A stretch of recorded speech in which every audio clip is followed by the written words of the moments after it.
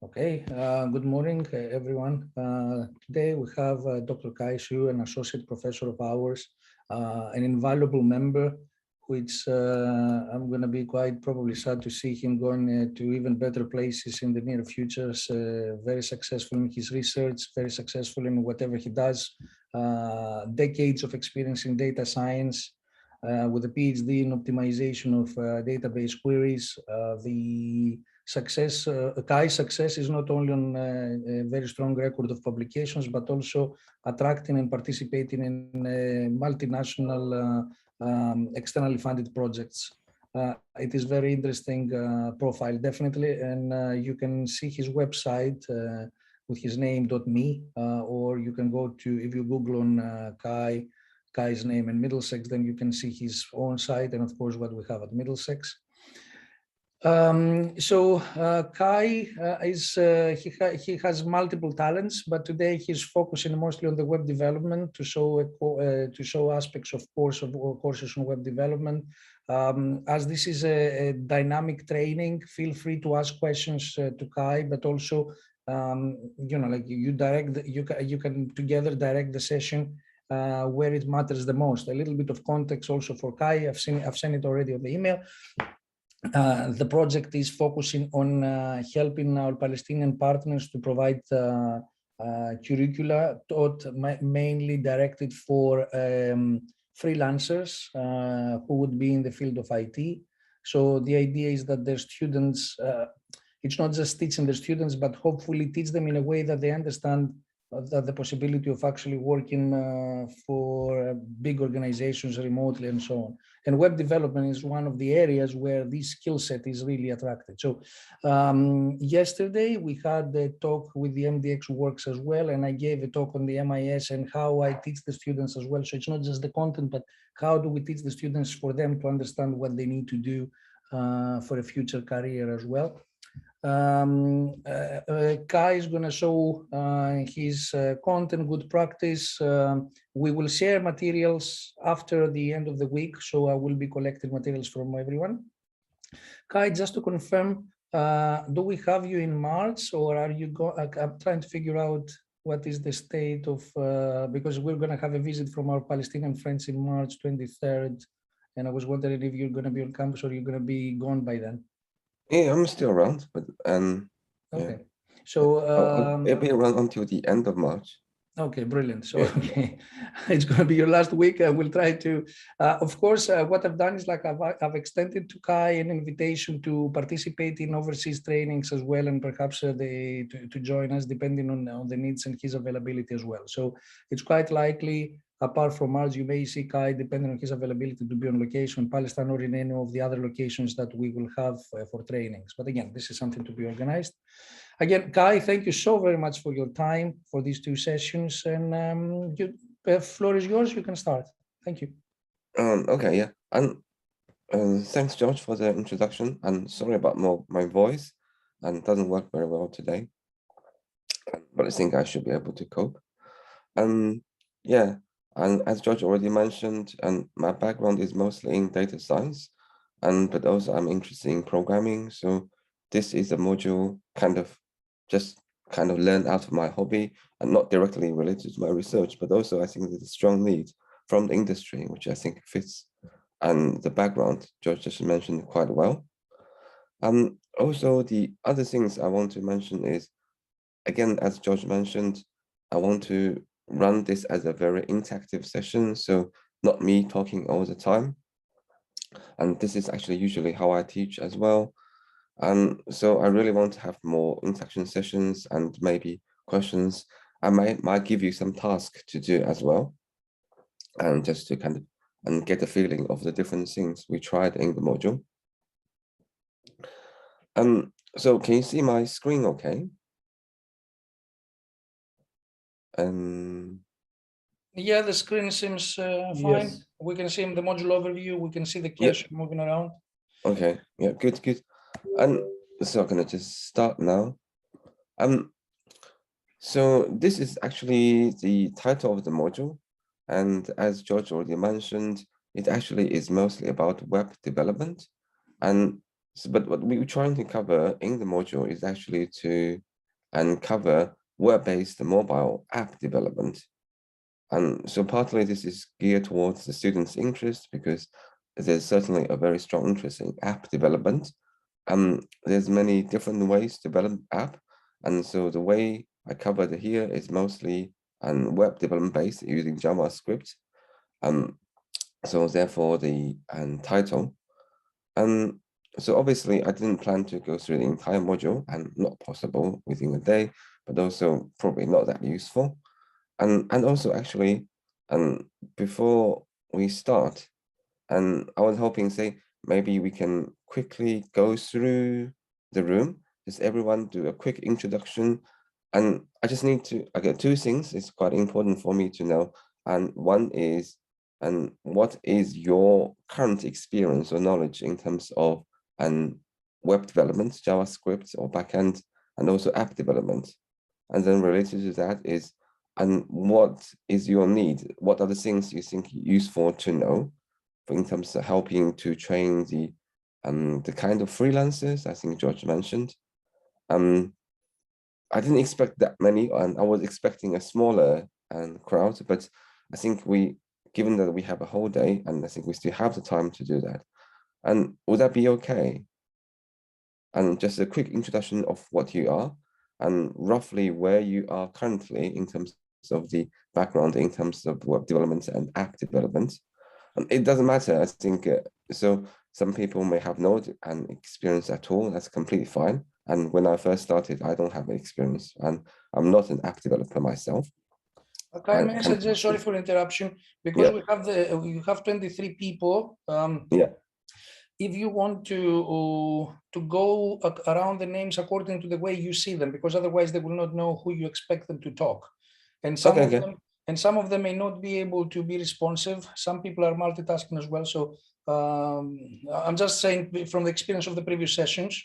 So it's better for you to control it in terms of, you can ask certain people, if you wait for a couple of seconds, if they're not able to they may type, and then you move on. Otherwise, you say, okay, who wants to go next? And then it's going to be more headache for you. So sorry for the interruption. Sorry. No, that's fine. I think that's a good idea. Okay.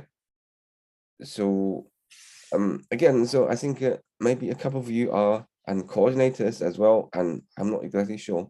So I can just go through the orders that these people appears on my screen. And so I have Sadiq first. Could you say a few words? Probably because you have the camera on. Yeah. Yes, my name is Sadiq Abdelal. I'm from the Islamic University of Gaza. I'm the project coordinator. In fact, my field is in industrial engineering, and we can see the intersection between the design of the industrial engineer and what you will propose in the web-based mobile application development, because we need some application for the industrial, Thank you. Okay, thank you. And next one on my list will be George. Obviously, we don't need introduction from him. And next one will be Ataf. Yes, Hatem Elaidi, electrical engineering and smart systems. I'm interested in web development because this is one revenue for our students in smart systems engineering. So I have a great interest in this field. Okay, thank you. And yeah, and next will be Ataf. Yeah. And sorry, you're on mute. Hi, yes, Atif Shkokani. Hi, my name is Atif Shkokani. I'm programs coordinator at the Innovation and Entrepreneurship Unit at Birzeit University in Palestine. I'm interested as well in web and mobile developments. I have back to this track. I was programming and do some kind of coding on ADAS, Advanced Driving Systems, in 2015, and then I stopped for a while. Then I back since a few months to refresh my knowledge. I have some knowledge on JavaScript, HTML, CSS, and recently on React as well. Okay, yeah, thank you. And next I have another George, and George, Eurosis? Is that, if I say that correctly? Okay. So maybe I think there's no response from George, and maybe can come back later. And Hamze Mujahid, or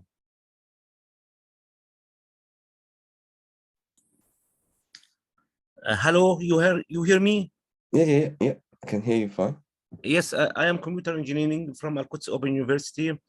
I am very interested in this thing, but I think I don't have enough experience in web-based application development. So I would like to hear from you a lot of things, and how we can start, and how we can work as a freelancer, and how we can promote our students to work also. Thank you very much. Okay, thank you. And next, and Mohammed Hussein. I am Mohammed Hussein, Associate Professor in Birzeit University. I studied my bachelor degree in computer engineering in Birzeit University, and my master degree in computer networks in University of Athens, Greece.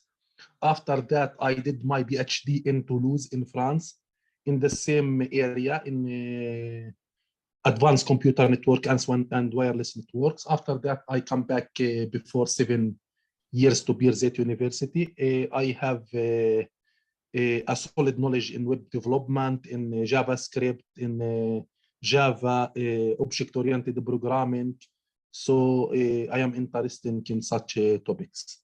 Thank you very much for such nice topics. Okay, thank you. And next one is Bahari Langani. I'm definitely not saying it right. Hi, Kai. I'm in George's team and gonna help you during this session. So I'm not, and Okay. also Farzad, okay? Thank you. Bahar and Farzad are the two JAs. They are in the field of data analytics themselves. So they work with Ariadne in BIS modules in data analytics. Okay. Thank you. Yeah, that's useful to know. And so I can ask for help if I need it. And next one is Mamoon Nawada. Good morning, Kai. Good morning, everybody. My name is Ma'moon Nawahda. I am an assistant professor from Birzeit University. My background is computer programming, computer software engineering. My current focus is human-computer interaction. I have good knowledge with web development, JavaScript, Python, PHP, databases, etc. So I'm looking forward to hear new things about the web-based mobile app development from you. Okay, thank you. And very good. And the next, okay, I'll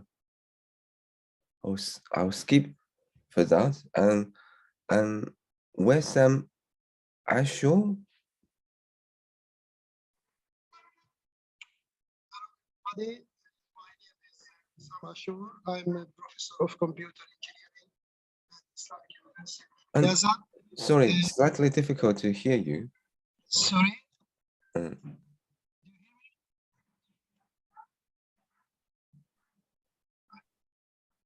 I couldn't quite hear you. And okay,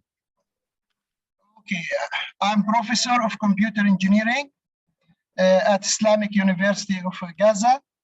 My main topic is in AI and data mining, but of course I'm interested in web-based mobile, but maybe I don't have too much information or deep knowledge about this topic, but I'm interested. Thus I'm here just to see how we can use this field in my own topic. Thank you very much. Yeah, very good. Thank you. Next we'll have Hazem Al-Rakhawi. Good morning, everyone. Morning. And Can you just say a little bit about your background and maybe the things you're interested in terms of web development or app development? Okay, I am Hazim Al-Rakawi. I am working as a lecturer in information technology faculty at the Islamic University in Gaza. I have a master's degree in computing and information systems. I have more than 10 years of experience in development and the training of mobile applications and web applications, such as Android and Flutter, ASP.NET, PHP, and etc. I have excellent experience in database and architecture of mobile applications and web, and develop advanced training material to develop Android applications. Yes. Thank you. Okay, yeah, and that's very useful. And next on my list will be Yamama Shaka. Yes, hi, I'm Yamama Shaka. I'm lecturer at the NNU. I have recently completed my master's degree in the University of Greenwich. I got master's degree in data science. I also worked before on back-end web development. I used like framework like Laravel. I used to focus on mainly on back-end. And yes, it's very interesting to learn about the web-based mobile app development and to learn how to deliver the material to our students. So thank you. I'm excited to the session today. And thank you, yeah. And next I have Amma Abu Hudrous. Yes, Samar Abu Hudrous, Professor of Communication from the Islamic University of Gaza. I have a little knowledge about mobile application development, but I am highly interested. It's very useful for us to teach our students, especially in graduation projects. Thank you. Okay, thank you. And okay, next on my list is Basem Ali Jah. Yes, good morning, everyone. I'm Basem Rejla, Assistant Professor at the Faculty of Information Technology, Islamic University of Gaza. I'm interested in machine learning and AI, especially I'm interested in timetabling and optimization techniques. So I'm very interested about the mobile applications and web-based mobile applications. I hope that these training courses help us to organize or to build a curriculum for our students of how to teach them a web-based mobile application. Thank you. Okay, thank you. And next I have Radwan Tahboob. Hello everyone. My name is Radwan Tahboob. I'm from Palestine Polytechnic University. I used to teach operating system courses and security courses, information security courses. Previously, I was involved in web development and ASP.NET applications and building systems. However, nowadays I am a little bit away from programming courses, but still I'm interested and I have good background in web development and web applications. I believe that this session would help us in providing vision to our students on the most important topics or the hot topics that they should be aware of in order to develop their experience in working as a freelancers. Okay, thank you. And next we have Mohammad Jabari. Good morning, everyone. My name is Mohammad Jabari. I'm a lecturer at College of IT and Computer Engineering at Palestine Polytechnic University. I have a good experience in the web and mobile app development. Actually, I have been teaching web technologies and mobile applications development for a while now. My main focus on mobile application was in the beginning using Android SDK. We used to develop native application using Android. Then recently, we have moved to use Flutter because it is cross-platform. Web-based mobile development is something new to me, and it will be very interesting to hear from you about this topic. So thank you. Thank you. And next we'll have Neo Abhalawa.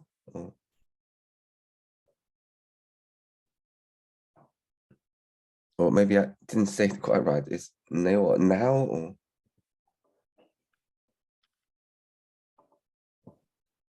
Okay. And maybe we can come back to him or her later. And next on my list is Imad Ibrik. Yes, hello everybody.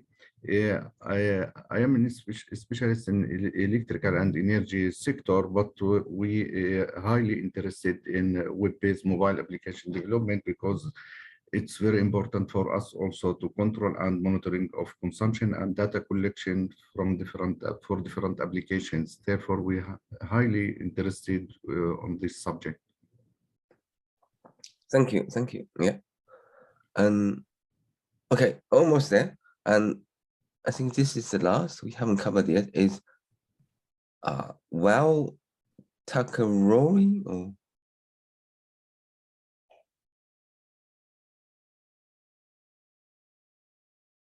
okay. Yeah, and okay, and he might not be able to talk.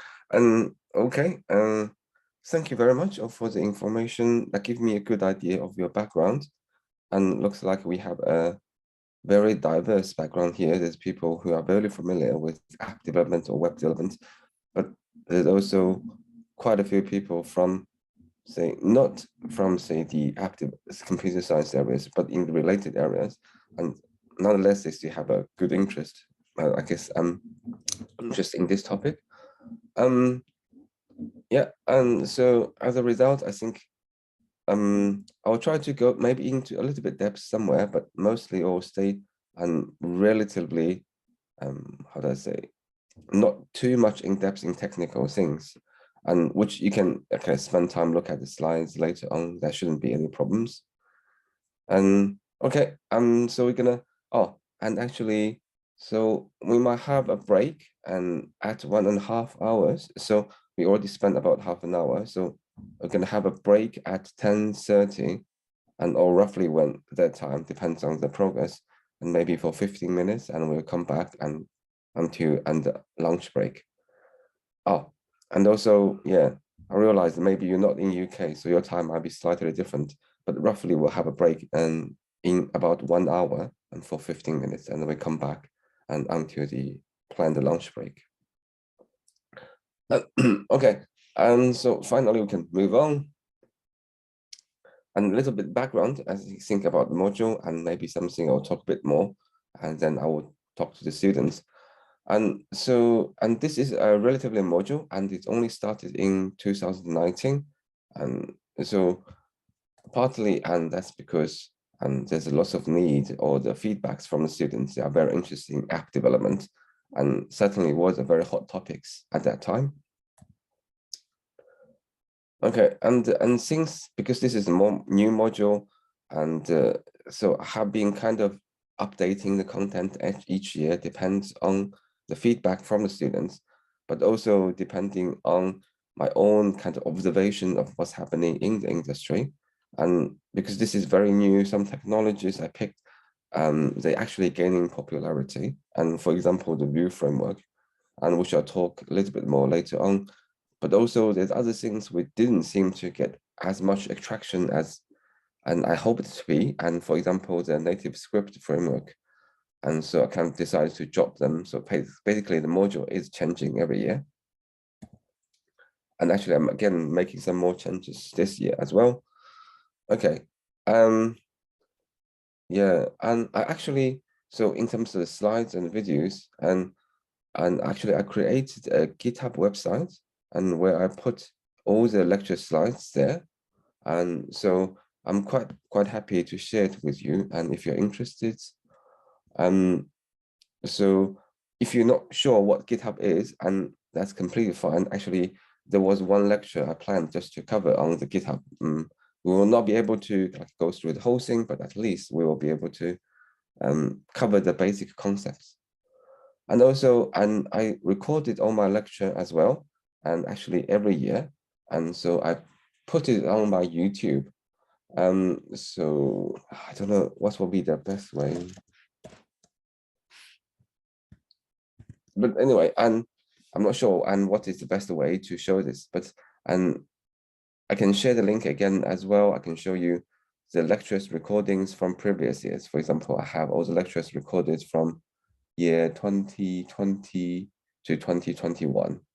So I record all the lectures, I put it on YouTube. So that's something is also available. And if you want, I can show you later on. Okay, and first I'm just cover a little bit background about the mobile app development. And there's, I would say, maybe two main different approaches. And the first one, and someone actually has already mentioned, is about the native app development. So these are using a language and specific for a mobile systems. And then, for example, iOS has its own specific languages that's used to develop iOS apps. So this runs on iPhone and iPad. And then Android has its own languages or libraries used to develop apps that will be running on Android device only. Let me see if I could get, yeah. So.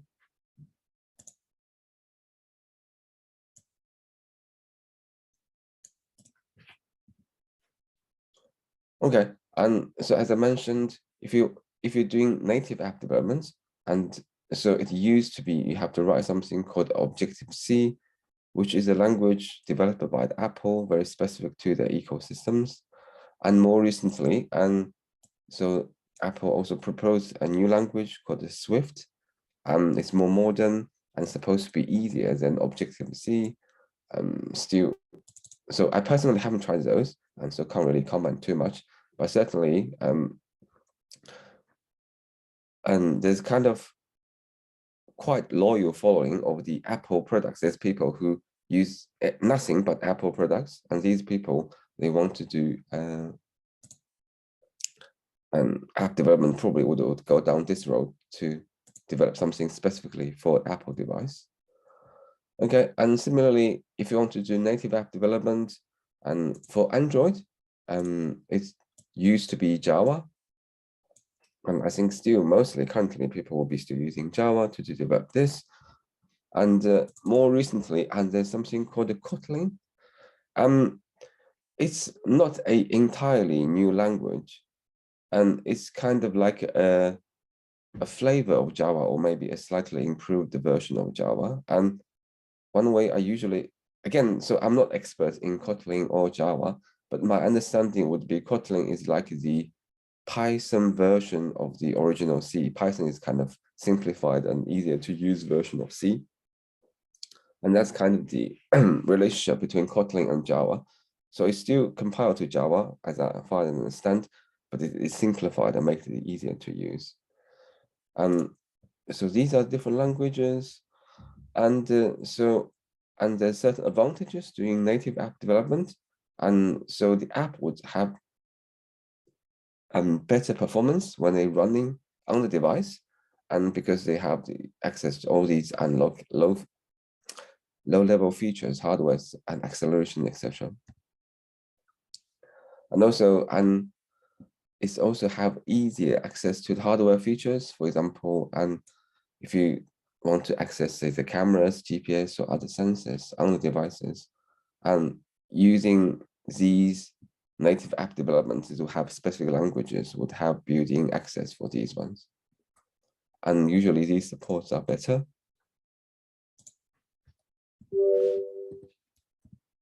Okay, and also they have disadvantages, and maybe the main one is it only works on one mobile systems. And for example, and if you do Android development, I use either Java or Kotlin, but what you develop it only runs on Android device, and it will not work on, say, iPhone or iPad, and also it will not work on a browser online. Okay, and also you had to learn a new language and all its tools. And I guess, I mean, it depends. And usually most of us don't know all the programming languages. We probably would have one of our preferred ones we specialize in. But for example, I don't think that many people would be specializing Objective-C, which is a little slightly obscure. It's not mainstream languages. So if you want to do iOS development, you have to learn how to use Objective-C, and lots of other, say, libraries and tools come with it. And similarly, if you're not familiar with Java or Kotlin, and you have to learn those. And if you want to develop an app which is targeting multiple platforms, and you need to learn at least one of these and one of these. And the tools is a bit different as well. And that usually becomes a problem. And actually for the company as well, they have to kind of maintain two completely different versions of the app, which does exactly the same thing, but the code base is completely different. And that becomes a problem as well. Essentially double the development cost, because there's no easy way to transfer, say, Objective-C code into Java code, and that kind of thing does not exist. Okay, and also neither of these would work on app and on web. And so essentially what it run is a very specific app. It only runs on software system, the particularly operating mobile systems. So it will not be able to load in a browser. Okay, and so that's the first type. As I said, there's two types, and one called native app development, and the other one called hybrid app development. I don't know, I mean, for this one, I don't think there's any very strict name or good definition. But in general, you use a programming language independent of the mobile systems.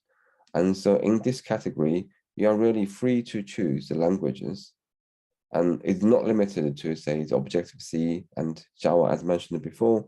And you can use other languages, Python, JavaScript, many other languages.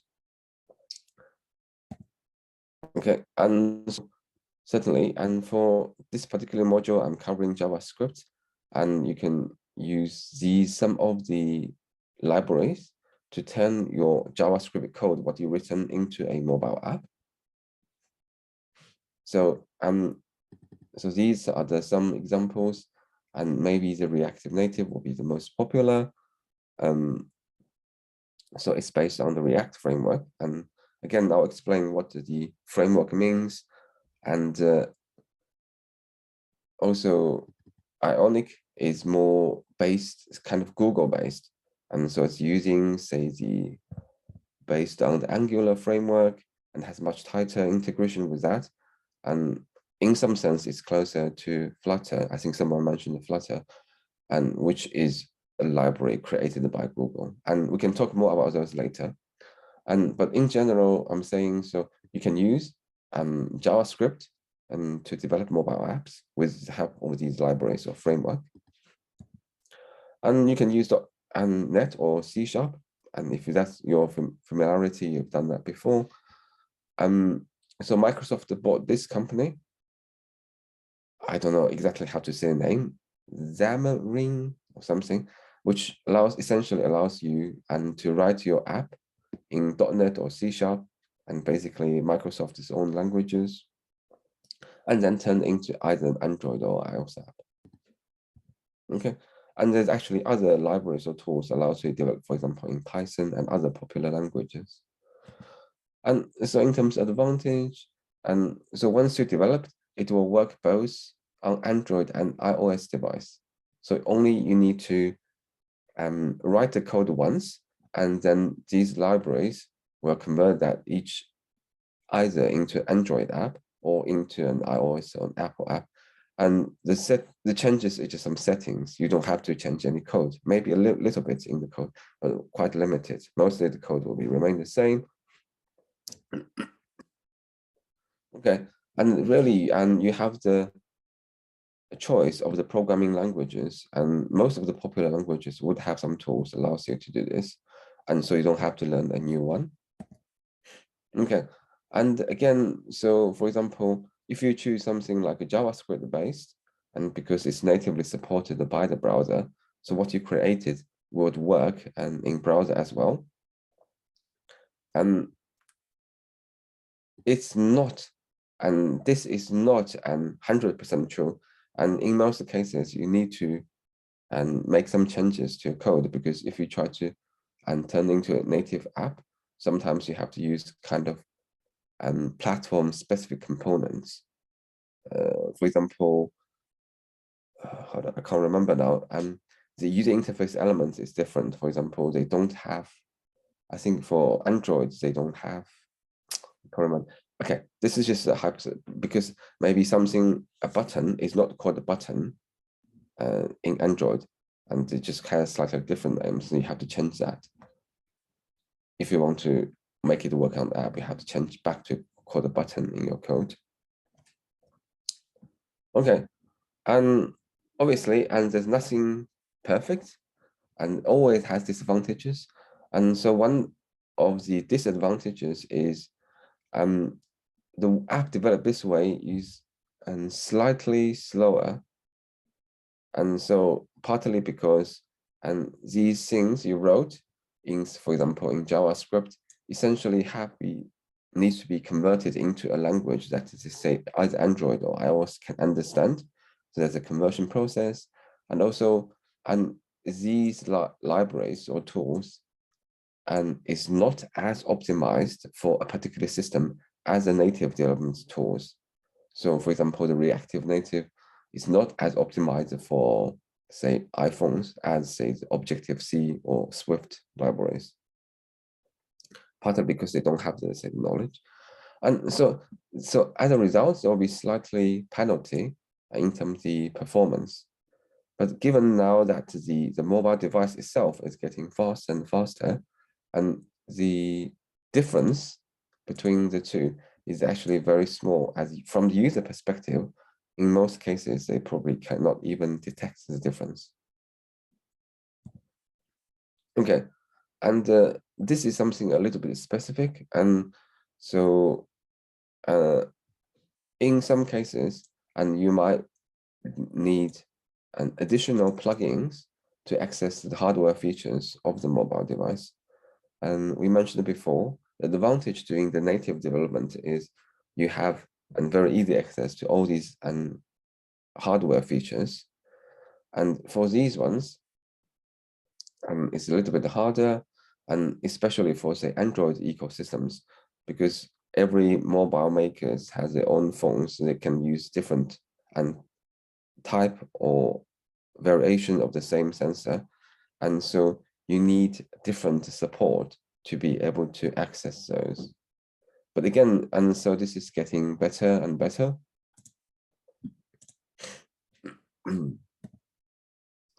Okay, so as I mentioned, so from the user's perspective, it's actually very difficult to tell, and if you don't look at the code, whether an app is developed using hybrid development or native development. And it used to be able to, and because the native app would have a very distinct native look and feel, but now it becomes much harder. So I listed some examples here showing that these are the big names which you actually are using every day, or lots of users are using every day. They actually developed using the hybrid development. And so have the Facebook, Instagram, essentially these are from the same company, and they are the one which developed the reactive framework, which is very popular, and probably the most popular framework to develop hybrid app. And there's some other fairly big names. So,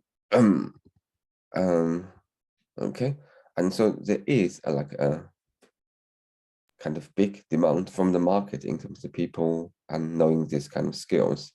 And I don't really exactly follow, and so can't really show you, say, a graph of how these different shares in terms of hybrid versus native development, how that changes over time. But I'm sure.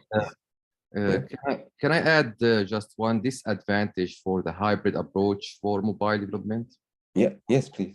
Yeah, one of maybe the main disadvantage is that if you are using some hybrid technology, you will not always be up to date with the latest platform releases.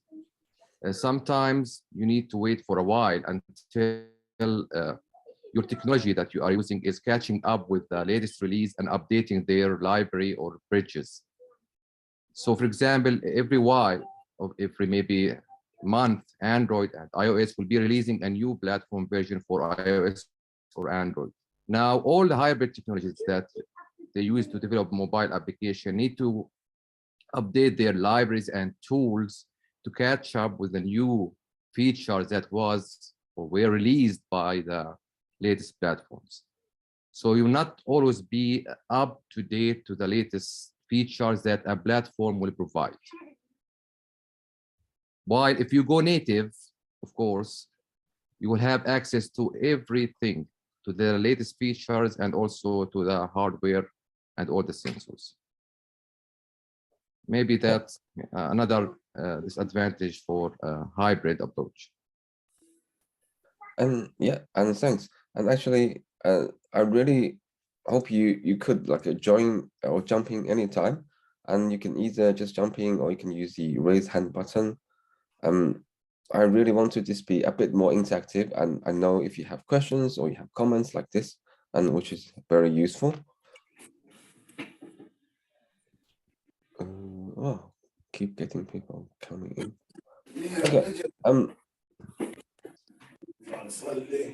Well, so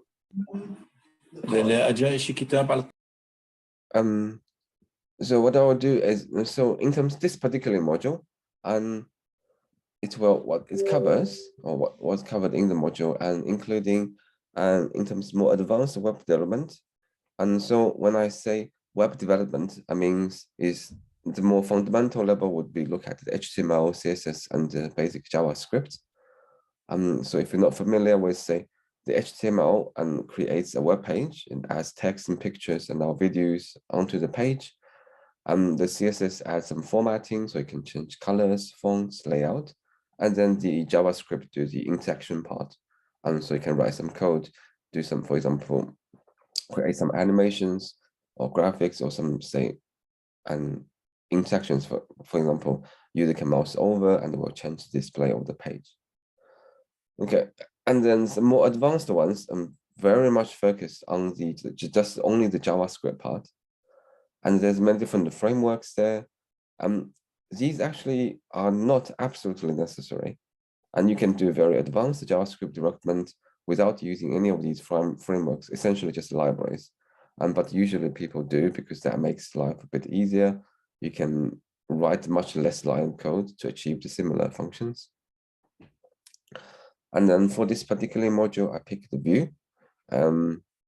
So I'll maybe cover a little bit details and in the background a little bit later. So why I picked the Vue, and that seems to be something actually, when I made decisions back in 2009 or even 2018, and Vue is actually not that popular at that time. Certainly much more popular now, but it's maybe still not as popular as something like a React.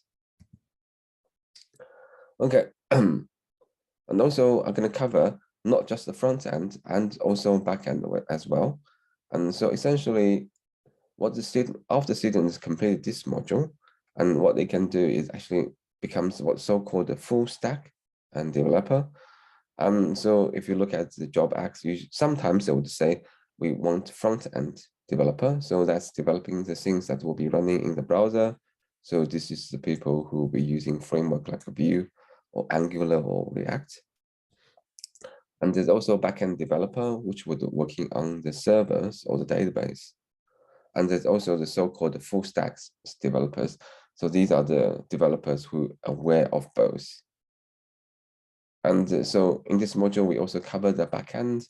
And so the Node.js is a server. Excuse me. Yeah. Excuse me. Yes, please. And in this presentation, you will cover the DevOps or not? No, we're not covering DevOps. It's something very useful. Practical. I mean, it's important. Okay, so for the people not familiar with, say that it's hard to describe. So DevOps itself is not that much in terms as a program itself, but it's very important in terms of set up the process and automated the process. It's very important in industry. For example, in actual companies, and from writing the code, or you made some changes to the code, and you have to go through a series of steps. For example, automated testing and compile to the languages that can be run to the target platforms, and then deploy it. And this process is actually quite complicated. So the DevOps is mainly to support that process. And so I didn't include that in this module, and partly because just no time, just simply no time. And if I would redesign this module, I think it's probably just too ambitious to including both front and back end, because as a result, I have to sacrifice lots of details I can't really go into. But also, and say that the DevOps itself, and it's useful when you're teaching and you cover the concepts. But what I find is it's only makes sense when you have much more bigger and more complex, say, the workflows to create your software. And for example, in the examples we covered in this module, we don't really actually do say any transpiling at all. And we don't really have any automated testing or deployment to server those processes. We don't really have. So it's difficult to actually do those and demonstrate those in practice. Yeah, very good. And keep jumping and ask questions. Okay. Okay, so yeah, back to here. So these are the backend we cover. So I picked those two. So first, Node.js and is a server. And so this is like the web server. You need to run anything, and on the internet, you need a server, which is kind of underlying system software for the server. And the more common one is like maybe the Apache, which is used a lot in early days. And Microsoft also had their own ones called IIS or something, and their own, say, web server. And here we're going to be using something, or in the module, we cover something called Node.js, and it's very popular. And again, partly because Node.js is based on JavaScript, so you don't have to learn any new languages. So if you know JavaScript, you'll be able to use or get on to use Node and very quickly. I think there will be some more slides going into a bit more details. Okay, and then also covered Express.js. And so this is something running on top of Node. So this is usually act as a kind of middle layer in between the front end, and in this example, Vue or some other code, and the database, in this case, with MongoDB. And so what happens is your app, which runs on the phone, and in our case, it can also be run on the browser, doesn't talk to the database directly, and it will send a request to a server, and the server, which may be, say, underlying run nodes, but on top, an Express will take over in terms of any request handling, say, retrieving data from the database, or save any other updates. Again, obviously, this is JavaScript, so avoiding introducing any new languages, but also Express actually has been around for a very, very long time. And both of these actually being around, I think, for almost 10 years now, or maybe more, around 10 years, I might guess. And they are quite robust, and lots of companies actually use them in production. And finally, MongoDB. So this is a database, and to store the data. So obviously, none of these actually stores data permanently. For example, if I want to store a user's information or any, say, transactions people did on the e-commerce sites, you need a database. And the most maybe well-known one are other examples like the MySQL or Oracle or Microsoft SQL Server. So here I picked MongoDB, and partly because I think it's free.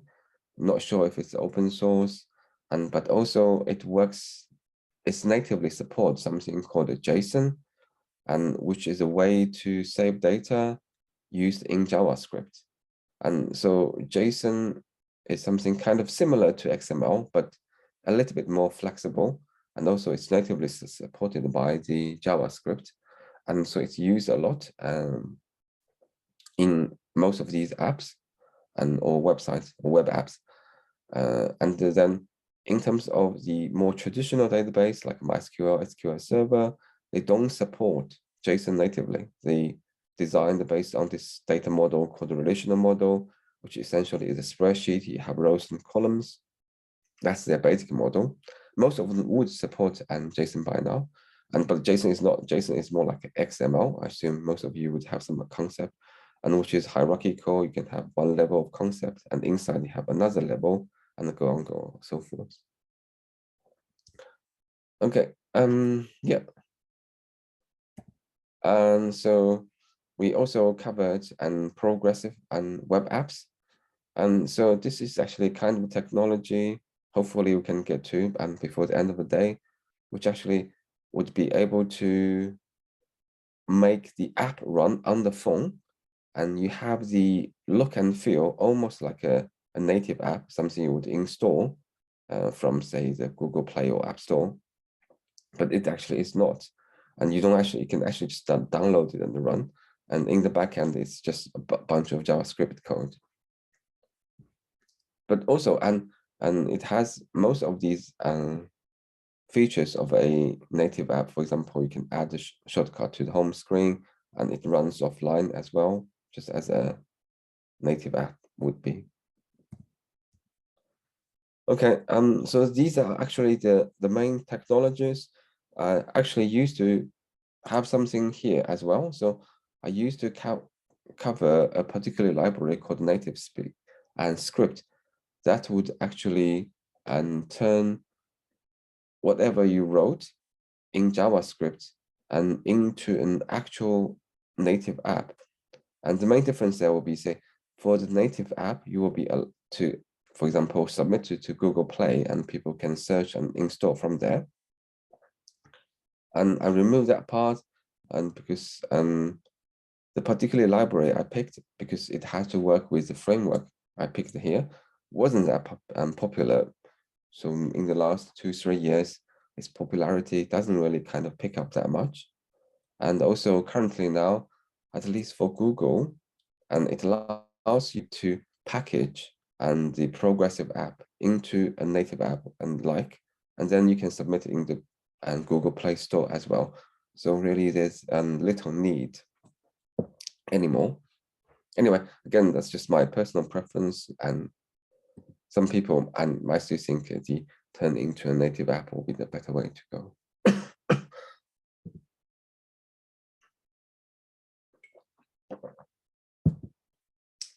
Okay, and then also a few supporting technologies, and I'll cover in the module. And maybe to some extent, these are related to DevOps, because these are not tools which you use to write code, but you make your life of the app development process a little bit easier.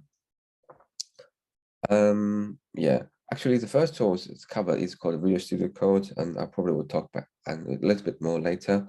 And this is just code editor, but I think it's almost like the kind of industry standard. Almost everyone uses it, and for different languages. The other things I concept and as other tools I cover, and the first one is called Git, and which allows you to keep the kind of, how do I say, and have different versions of your code. And so what we currently do, and for example, Microsoft Word documents, we might save a file and put version 1 at the end. We make some changes, and then we put version 2 at the end of version, and then version 2.1, and so on and so forth. And you might end up with, say, maybe 10, 20 files with different version numbers. And the Git is just to make it more systematic and proper. So it allows you to have different versions of the same code, and also allows you to share the code among a team and much easier. So instead of, say, emailing the code files between the team, you put all the different versions on the same server, and people can working on different part of the code, or they call different branch of the code base, and which can be merged later. So that's Git. And also cover some more advanced features related to JavaScript. So as you probably already see, and most of these libraries or tools I picked, and it's JavaScript based, and partly because this avoids learning new languages. I just didn't have time in the one module to cover new language and cover these things. And most of my students, they would have some knowledge of JavaScript already. And then JavaScript itself is a evolving language, and they have kind of a steering committee. Every year, the people would come together. So these are the people from all the big companies and very famous developers. So the people from Facebook and Google would have members there, but also from the people and like a more developer and perspective. So for example, the people who created or very famous in the field of JavaScript, and they will come together every year. They will decide, okay, what are the new features they want to add in the next release or next version of the JavaScript standard. Okay, so these are only just standard, and then different browser can decide when to implement those features. So the ES6 was the standard that was agreed back in 2015, and so that was actually quite old now, or at least not that new. But this is a very important kind of standard compared to the others. They have like a new standard every year. So we had ES 2021 or ES 2022 will come out soon, because that's the year where lots of new features were introduced, and these features are kind of critical. So I think at the year they introduced the concept of class, and into JavaScript you can have class and instance and objects in class, and in JavaScript now, or at least use it in a more natural way, and similar to other object-oriented languages. That's very important. And there's also quite a bit of kind of cosmetic changes in terms, they call it syntactic structure, or in a sense, so you can do the same thing, but with less code to type. It doesn't really change or bring any new functions or change how the features works. And so there's actually quite a bit, and I didn't have time to have, say, a separate lecture, just talk about these features. What I did is kind of just embed these different new features and throughout the module. And whenever we're starting to use a new feature from, for example, arrow functions, and I'll do a little bit and say different way to define instead of using var or using let or constant. Okay, and so we also talked about something about the packaging management, and with a particular tool called NPM. And so this is more when we cover to this part. So the NPM stands for Node Package Manager or something like that. So it's part of the Node, but it's actually used a lot. And so what it does is, because in the modern development, you always have to use lots of external libraries to do the things you need to do. And very few people would write everything with their own code. And it's just very time consuming, and also the quality is actually probably not as good. And for example, at the end, the Express itself is a Node module or package. And then you could do everything Express provided without using it, but use it's just much faster and using less of code. And then the issues that comes in is that, all these different packages, or in the Node term called modules, they rely on other modules. For example, Express itself relies on other modules to run. And these modules that Express relies on, again, relies on some other modules. So this kind of recursively goes on and on. And so you need something. So when people want Express, and they actually need to install maybe 20 or 30 different modules to make it running. Okay, and so that becomes a bit difficult, for example, to track these dependencies manually.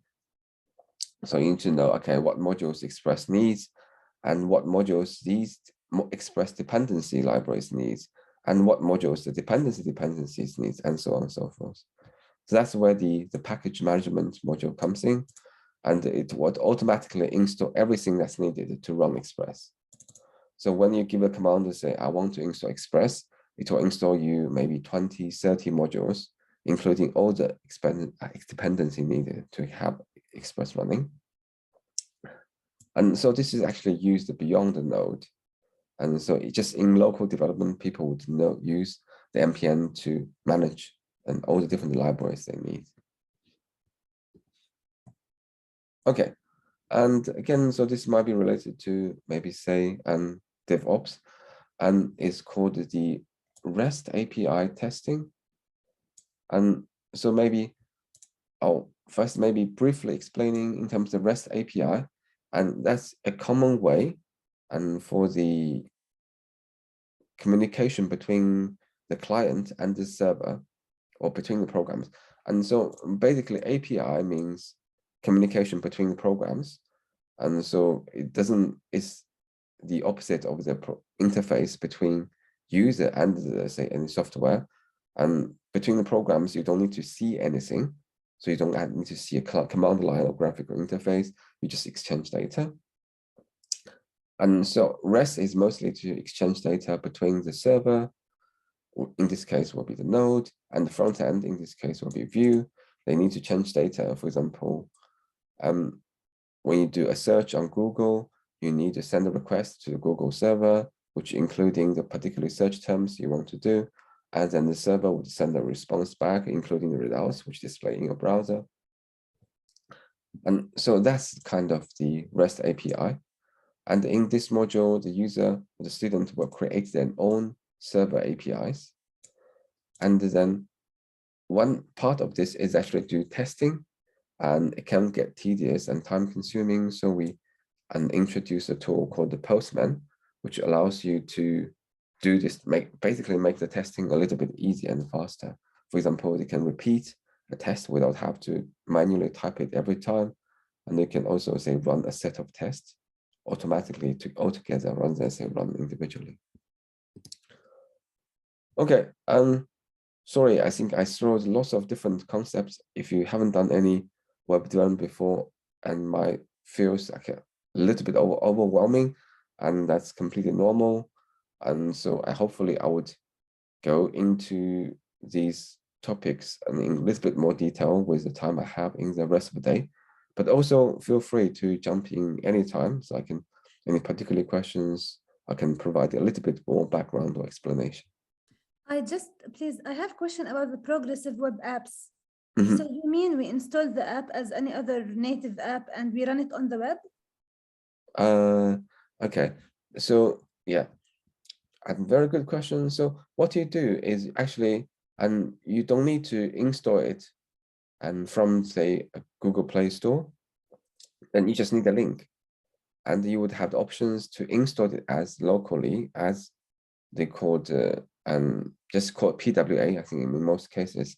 And once you do that, you would have like an icon on your home screen, and you click the icon, it will open up an app in full screen, looks almost like a native app, and it will work and offline as well. So, and if it's like a purely just web-based app, it will not work offline because you need the server. But this can hopefully still, I'm sure this is still a little bit too abstract, but hopefully we can get time to show you examples later on. So part of the data is stored on my phone. Yes, and it will just stored on your phone. You will see an icon on home screen, just as any other apps. And you can uninstall it, or just as you would do with other apps. Thank you. Yeah. And so for the people which are not aware, it's quite difficult to tell, like and if it's a progressive web apps. I mean, obviously the install process will be different, but otherwise, once it's installed, it's quite difficult to tell which one is which. Okay, and I guess this part is for the student. I'm not sure if there will be that interesting here, but also maybe a bit different from the other modules you might see. And so I have a 1.5 lecture and 1.5 hour labs. And part of the reasons, and usually, the norm here and in my group or department was we would have 1 hour lectures and 2 hour labs. And what I found is just I didn't have enough time to cover all the content I need. And so I made the lectures a little bit longer and the labs slightly shorter. So I can cover a bit more content. But still, as I mentioned, there was too much to cover, and even with 1 year. Okay. And this is also maybe something a bit different. The particular module is basically designed around one mobile app. So it breaks into 3 parts. We'll have a little bit later on. But for each coursework, and the student will build a component for the web app, which is actually an online shop. And then by the time they finish all the coursework, they will have like a kind of working e-commerce app. Obviously, there's lots of feature working, but it has a front end, the back end, and the basic functions, for example, and say search for a product and make an order. And also, the other thing I do in the module is I do lots of live coding, actually during the lectures. So I try to introduce some concept, I'll try to live code and whatever is covered. I think maybe partly my personal preference, I find it a little bit, especially for practical programming tasks, it's a little bit too abstract just by looking at it. Sorry, just covered look at on the slides. So I try to live coding, and obviously there's lots of problems because when you do live coding, you tend to have all sorts of problems.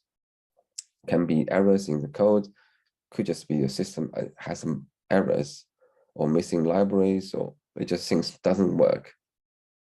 And actually, based on my experience, I think that's actually good because these are the problems your students are going to have when they actually to write the code as well.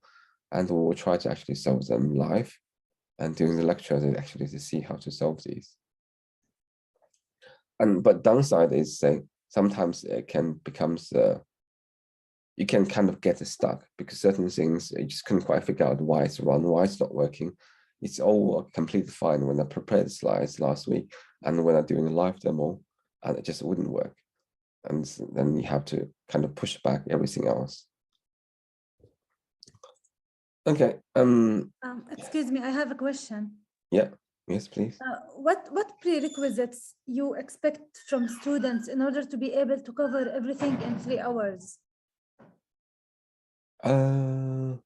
Okay.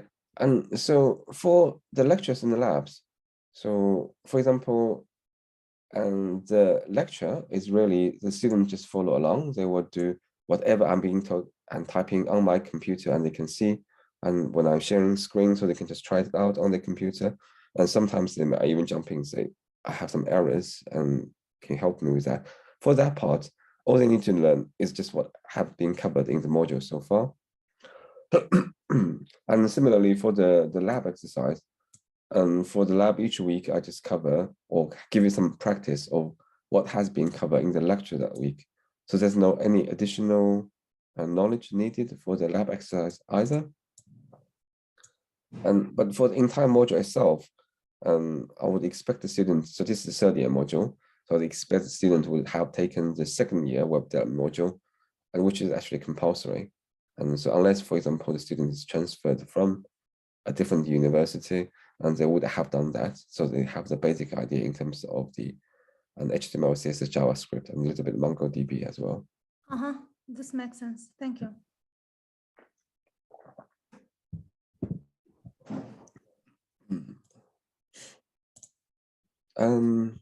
Yeah, and these are the practical things.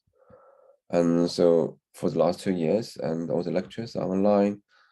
And yeah, as I already mentioned, I do the recording. Actually, I do the recording of the lectures anyway, even before the pandemic. I think it was when I first wrote in 2019.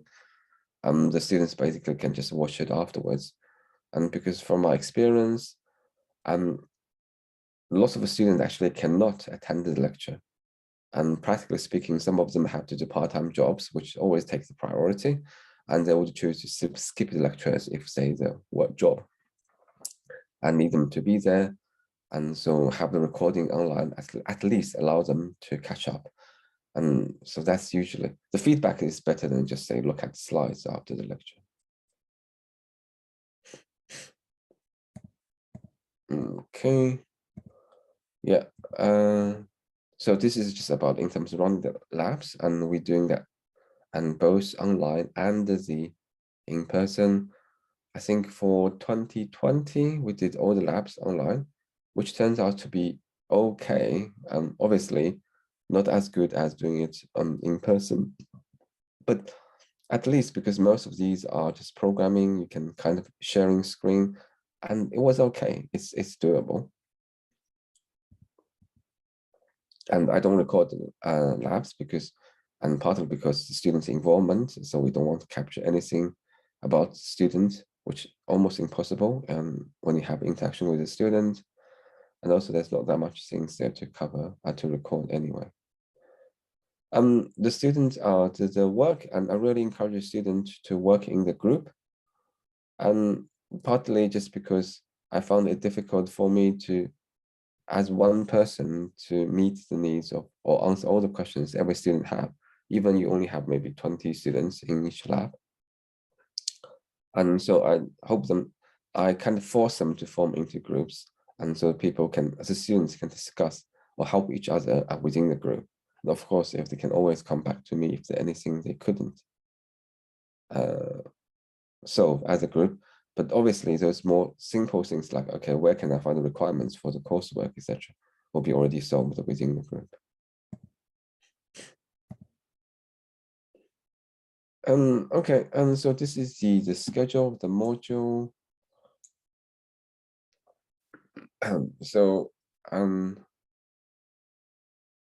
Okay, and so it's 24 weeks. And so this is kind of like the first half. And then this is the second half. So what we are going through is more or less the first week. And like usually I'll spend the first week explaining to students what the module is about. And then essentially it has 3 main parts. I can't remember if we have any other slides later on. And maybe just talk about here. And so the first part, it starts from week 2 and to here. And so maybe this is a big chunk, like actually more than 1/3 of the module.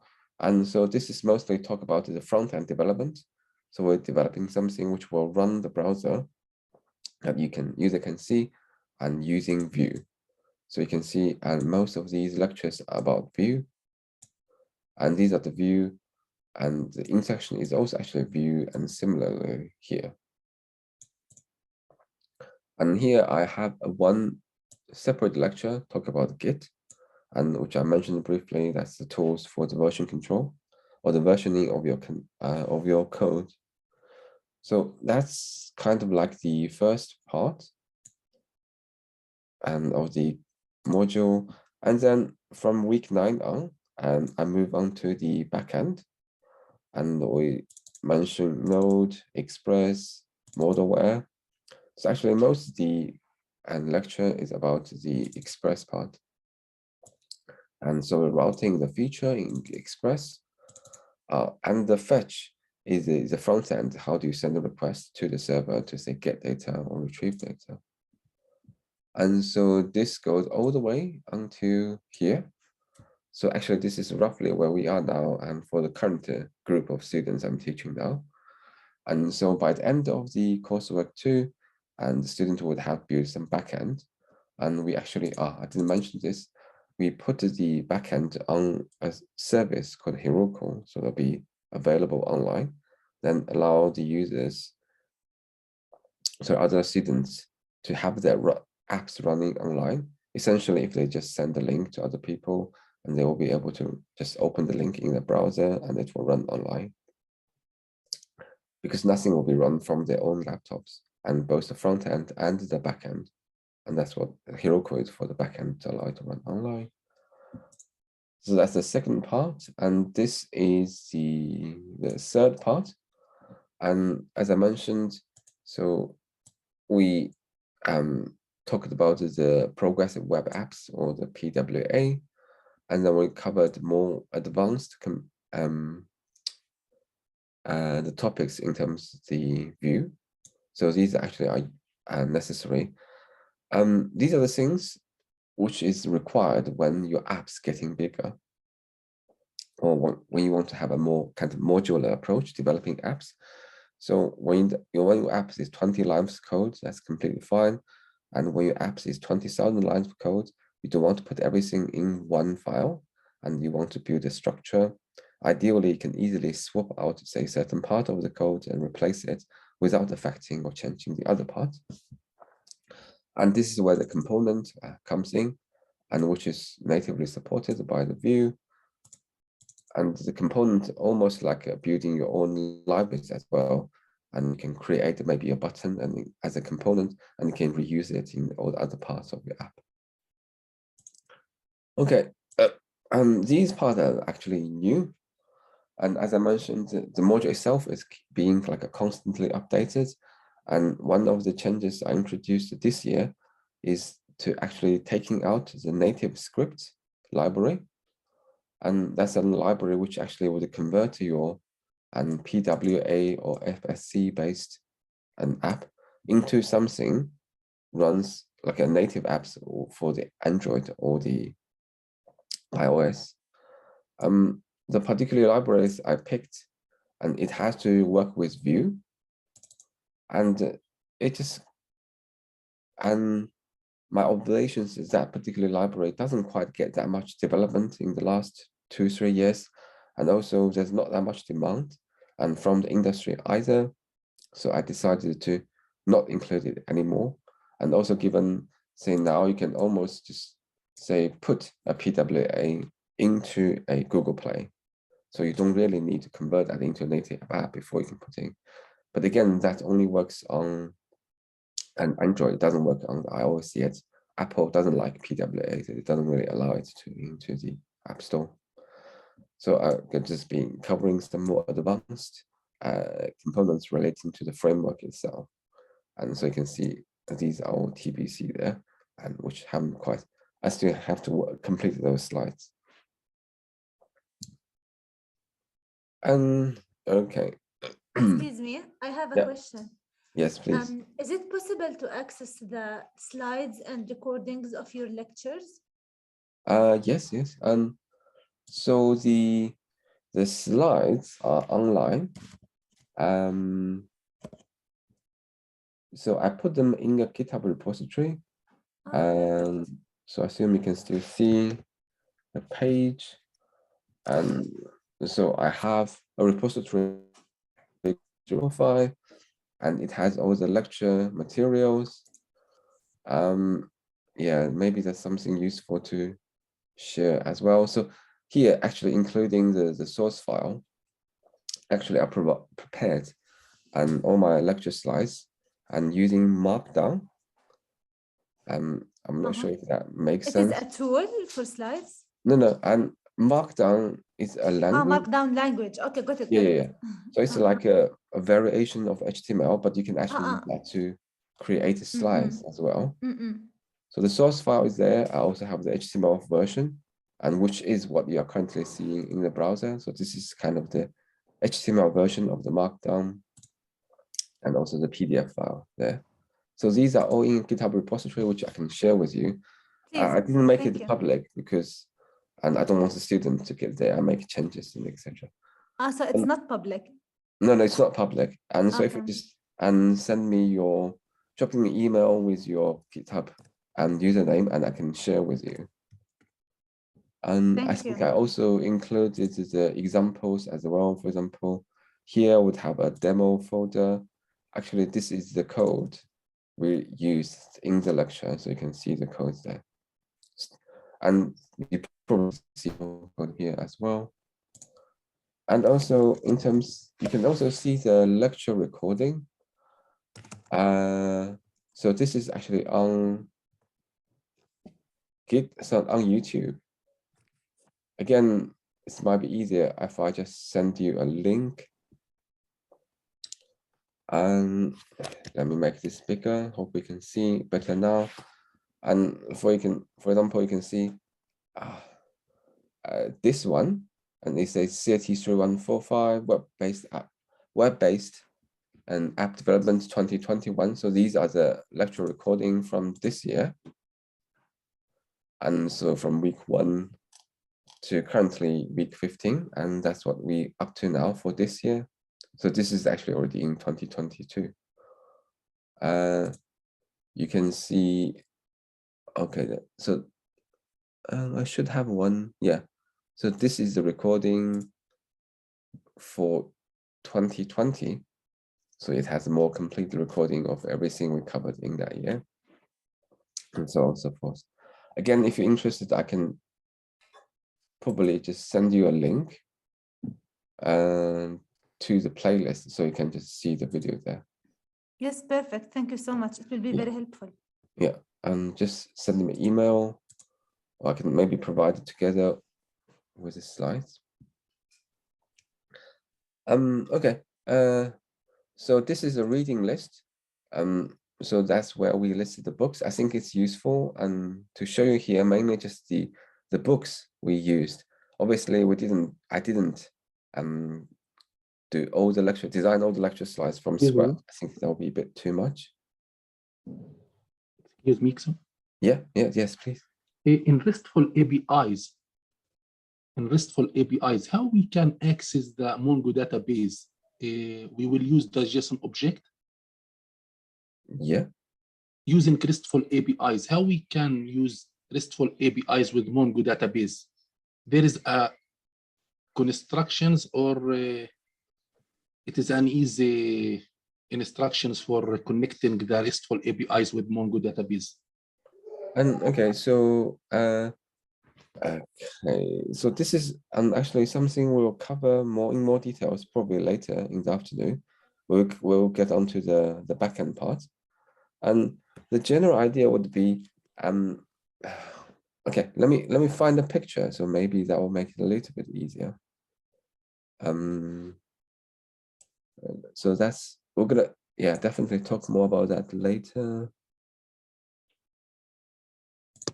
Okay, thank you. If you will talk about the RESTful APIs later, we can discuss later. Yeah, I'm gonna just show this picture very quickly. Okay, and so essentially, these will be the 3 parts to have the entire app working. So this will be the front end, will be the view, and then this will be the server part. And then for the server part, and you have the actual server, and in our case will be the node, and this will be the Express, and this will be the MongoDB. So as you can see, the front end does not talk to the database directly. It always talks to the server, and this is where the API happens. So the API actually is created by this thing called the middleware. So the front end will send a request, and then, for example, the front end needs to say retrieve the information about the user after you log in. The middleware will go to the database and retrieve the information and send back. And so the API are going to be happening here between the front end and the middleware in terms of incoming request. And then after you get the request, something's going to happen here in the backend between the middleware and the database. And once you actually get the results back, you will send back to the front end. Yes, I understand how is the procedure from the front end to the database. Yeah. But the RESTful APIs, we can use the RESTful APIs. I know we can use the RESTful APIs using Android. Oh, yes. So also, yes. And the API itself is not language dependent, and it's just a URL. And so the front end doesn't have to be JavaScript, can be any languages, so long as it can. Any languages, yes. Yeah, can handle and REST APIs.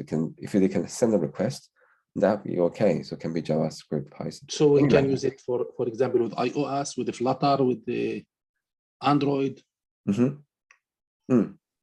Yeah. So this REST API is exactly how most of the native app works as well. So they actually, when you need to contact the backend, they would send the request. Obviously, it depends on what native app it is. It could be Android, it could be iOS. Using JSON object. Yes, yes. And the JSON object is a data format. It's not a language. Yes, it's a format, yes. Yeah, yeah. And so just like XML, and you can think of maybe somewhere in between XML and say just normal text and less structured than XML. But a bit different from, say, the spreadsheet, like a type of rows and columns. Okay, and I promise I'll cover more in details, and definitely in my plan to do more in the afternoon. Thank you. This Thank you very much. Yeah. And I want to show. Where did we go? Yeah. I'll send these links later. I'll talk about this. Yeah, I want to show you the books we used and for the module. And Sorry obviously, for the quick interruption. Sorry for the quick interruption, Kai. I guess you're gonna give us some material so we can put them in a folder. Bahar or Farzad can organize. So whatever resources you need. So just to confirm with colleagues, all the speakers will provide resources, guys, whatever you need. So don't worry about. I mean, we will provide after the training resources as well, of course. Yeah. Sorry. Yeah. Okay. And also just concern of time. I think I will probably have a break right after this, and for 15 minutes. And after I just go through the books, and I use it for this module. And so first, let me again make it slightly larger and still quite small, I imagine. I didn't find any one single book, and that can cover everything. So I have to use quite a few different books.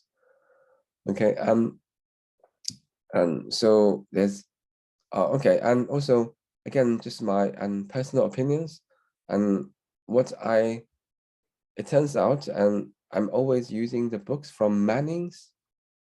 This is one of the publisher. Okay, and I'm not affiliated with Manning's in any way. Why is it not showing up? And maybe I didn't spell it correctly.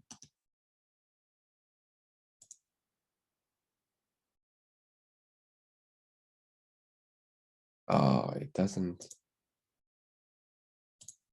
Maybe just okay,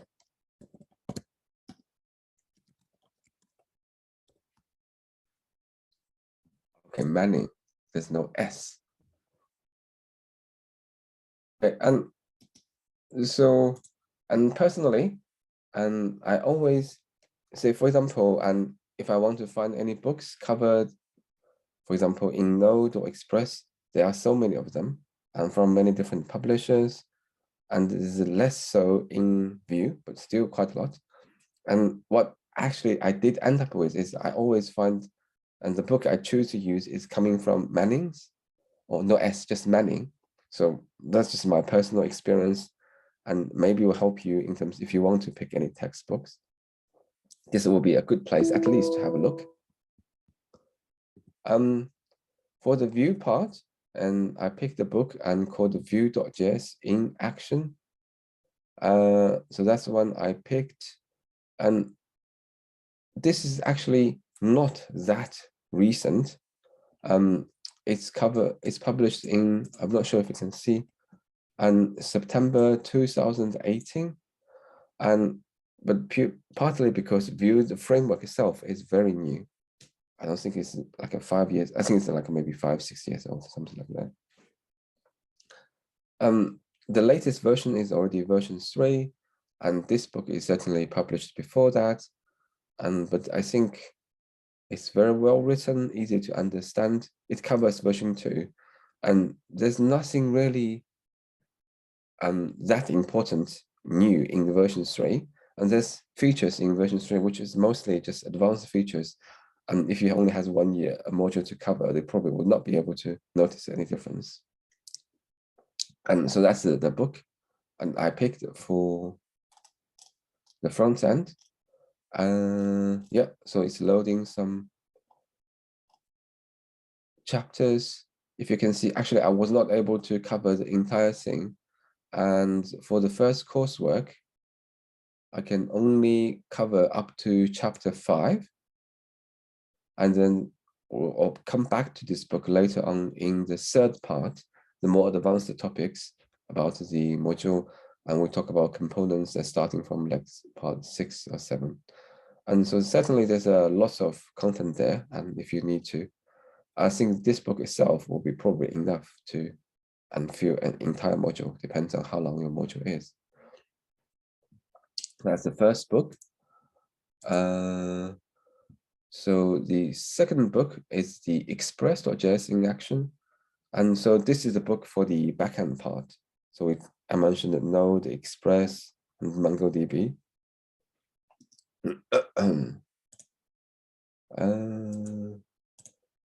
Again, I didn't have any good. Again, actually,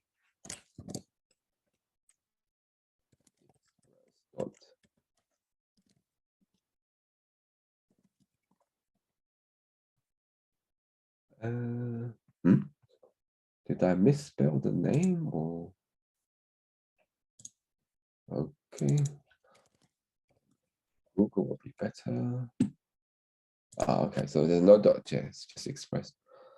So that's the book. I use it to cover the backend. This book actually, again, as I mentioned, because Express has been around for much longer and used much wider, and there's way many more books on this. Again, this is the one I found the best, just because it's easier to understand.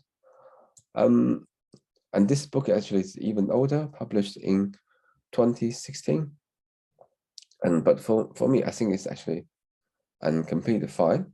And the Express self is relatively stable now, and it doesn't adding, say, new features or making breaking changes haven't happened for a long time now, and this is very stable, used by a lot, and so that's completely okay.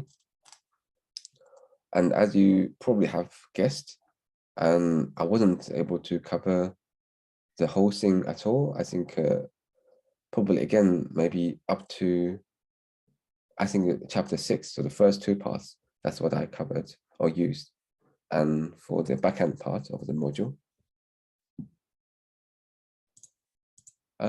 Yeah. So also there's this one, and which is called the Pro Git, and this is a free book, and that's available on the official Git website. And so if you just go to the Git website, and I think the documentation itself is the book. And this is just here, so it's a Pro Git. And so that's the book. Okay. And if you remember, I only had 1 lecture to cover this topic. And so all I really did is just maybe the first 2 chapters. And there's more advanced topics, and I just didn't have time to cover. But for the students, and they mostly just use it individually for their own personal project. And say the first 2 chapters is actually quite enough. Oops. So that's Git. Excuse me. Yeah, really need some break. And so there's also, and if you remember in the last part, the third part, and talked about the progressive web apps, there isn't any good book I can find. So I used some online tutorial done by the Mozilla Development Network, and which is the organization behind Firefox that maintain the online development and documentation or tutorial. And so just use that. Yeah. So also, as just a general comment, I found MDN, the Mozilla Development Network, a much better resource than say W3 Schools. And if you Google something, PWA tutorial, and Google probably give you say W3 Schools first, but there's the tutorial is not up to date, but also sometimes they take some shortcut I don't really like. They don't fully explain, and uses things maybe not properly. Whereas this NDN, and I think provides much better or in-depth explanation of the different technology. And okay, and again, so these three or maybe four are the essential readings. So cover the core components we need in the module. It's already probably too much and for the students, but also have some recommended ones. And the first one is called Eloquent JavaScript. So the nice thing, this is a very popular book, and also it's freely available online. And it has been recently updated to including the ES6 or ES 2015, the latest JavaScript standard. And so that's usually the book I would recommend for the student who is a little bit weak on JavaScript, or they need to do a review of their JavaScript skills. That's the book I will recommend. And I didn't cover anything particular in the book simply because I had no time. Yeah. Maybe, yeah. So this is again also covering and JavaScript and focusing on the new features in the ES6. And this is the official guide for Vue framework, and or at least some people say, and it has better documentation than React and say Angular. And again, so might be some secondary reading. And if you have this, and I think you don't need, but sometimes for example, for the latest features, it might be better to go have a look at the official guide on the website. And okay, I'm running slightly over. Again, I'm not sure if you can access the reading list. If not, I can send you those books in the resource pack, kind of George mentioned earlier. Okay, and I think I'll stop there now and let's take a break. And I think I'm running slightly behind. So shall we? Would you please put the link in the chat so we can just explore it in the break, maybe? Which link? The link from the learning resources, I think it's, you copy paste the slide to the chat.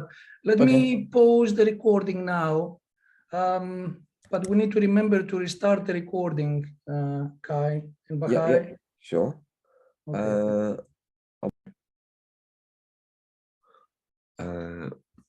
Let me share the screen again.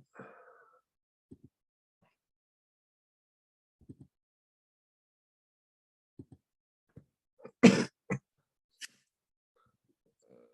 me quickly go back to where we were. Okay, yeah. So the next part is about the assessment.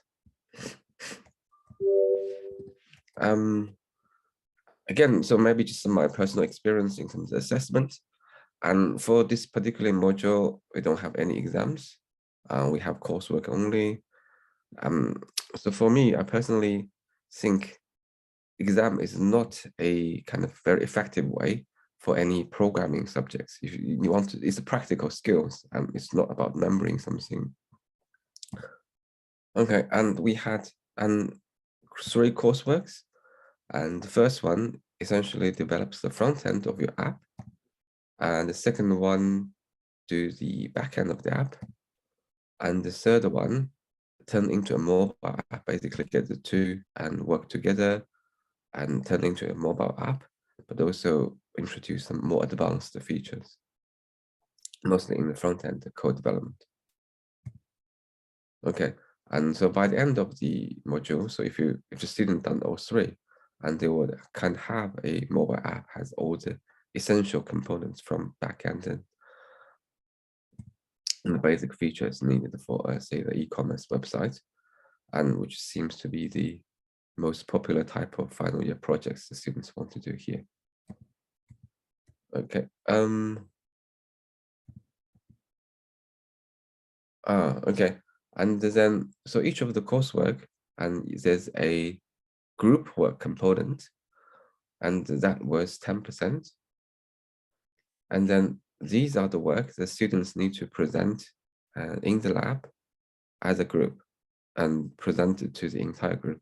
So for example, this year I have 3 labs, and for each lab I have maybe 4 to 5 groups. And when they complete the group work, and the group will present and their results or work to the entire lab. So the idea really is just, so usually the group work is kind of the simplified version of the individual work, and so covers something quite similar, definitely related, and but in a less technical difficulty. And so I asked them to do group work, and so the students can help each other, so they can solve some basic problems and doing the learning. And also I asked them to demonstrate in lab, or demonstrate to the entire lab, basically other groups. And so different groups can see how other group did the work and potentially learn from that. And also, yeah, the other thing you will see is actually all the coursework has to be demonstrated either group or individually. And so I just want to make sure, say, the student just didn't pay someone else to wrote the code for them. They actually understand the code. So it did happen, and I think it always happens every year. There's always a few students who try that, and then I can put in this criteria, says if they can't explain, and they will get 0 marks for their work. And usually they would try it once, and then they decide not to do that again. Okay, and then each coursework would also have an individual component. So this is the part each student submit and individually, and usually, and this is the actual proper work, and it has a much higher percentage than the group works. I think the group work is usually 10%, and the individual component will be 25%, something like that, much more substantial. And I still ask a student to do demonstration for the reason I explained before, but also I think this is kind of a good opportunity to give students some one-to-one feedback and communication, and so you can give the students very specific and feedback, say, and this part of the code that doesn't work, and even tell them how that can be potentially improved. So, and you can actually do that in the real time, actually pointing to a different part of the code, which I found much harder to do if you just give written feedback. You can't have this kind of discussion, and also lots of the details, it will be just too much to write down in your written feedback. But it does take quite a bit of time. I think the only downside to do this individual work demonstration, which I done one-to-one. So in this case, the students only show me their work and I'll give them feedback. It's not to the entire class. So some of the students are a little bit concerned in terms of talking to the public, but also because sometimes some of the students had an extension, so they haven't even done the work yet. So I don't want to present it in the entire class. And the downside of this is actually can take quite a bit of time. My experience is even individual demonstration can take between 10-15 minutes. And you have to really be strict on the time, because some students just like to talk. If you don't start them, they can take for half an hour or even longer. And then I have to schedule a few labs to do this, usually 2 or 3 labs, and for all the people, all the students in that lab to complete the demonstration. And also, this makes it slightly harder. And in terms of when I do the individual demonstration, I also given tasks to the other students in the lab who's not doing demonstration, either completed or still waiting, exercise, and that they will do to practice what was covered in the lecture that week, because the teaching was still going on when we're doing the lab doing the demonstration in the lab. And as that's becomes slightly difficult to kind of manage because you want to do the demonstration and answer people's questions about the lab exercise at the same time, which can be a bit difficult.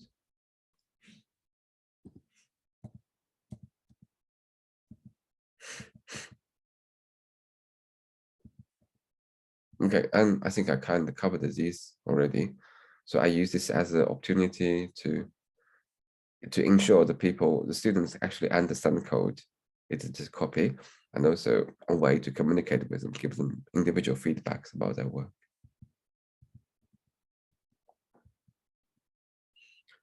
Okay, I mentioned the first part, and it's mostly about the view, and it's about creating the front end. And the entire thing is kind of based on a fictitious, so basically made up web app, and which allow students and their parents to look for and book after school classes and activities. So just as most online shops or shopping apps, and you open up the app, you see a list of different after school activities like math, English lessons, or I don't know, sports, drawings, or music, something. And the user can select some of them and make a booking by, say, add them to the shopping cart and make submission. So that's what the app would be like when it's first, when all three coursework are completed. Yeah.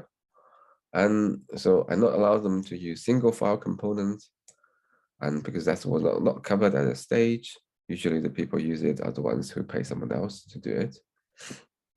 Okay, and also I force them to use GitHub, and so they have to make a repository and put the code in there, and with at least 10 commits, essentially 10 versions of their code, and basically just force them to use GitHub, which is a useful way, and there's useful in a few ways.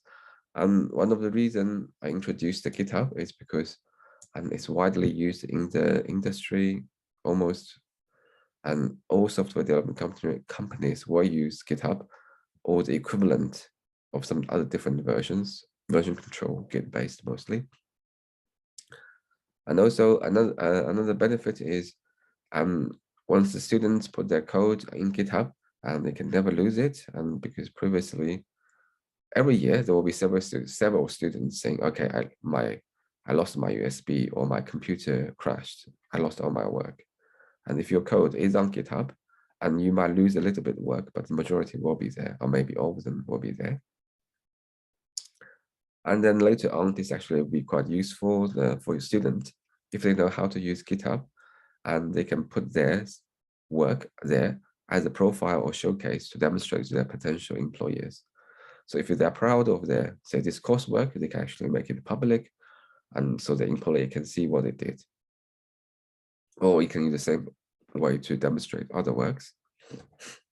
And the last thing using GitHub is actually, it provides some service and called GitHub Pages. And so essentially this is just like an online website hosting, and GitHub allows you to, and how do I say, and load the HTML CSS file from a particular folder of a repository and display it as a website. And then for the Z students, they can actually just run their front end on GitHub Pages. So when they need to demonstrate it, the code will be run in the browser. You don't have to bring the laptop and run from there.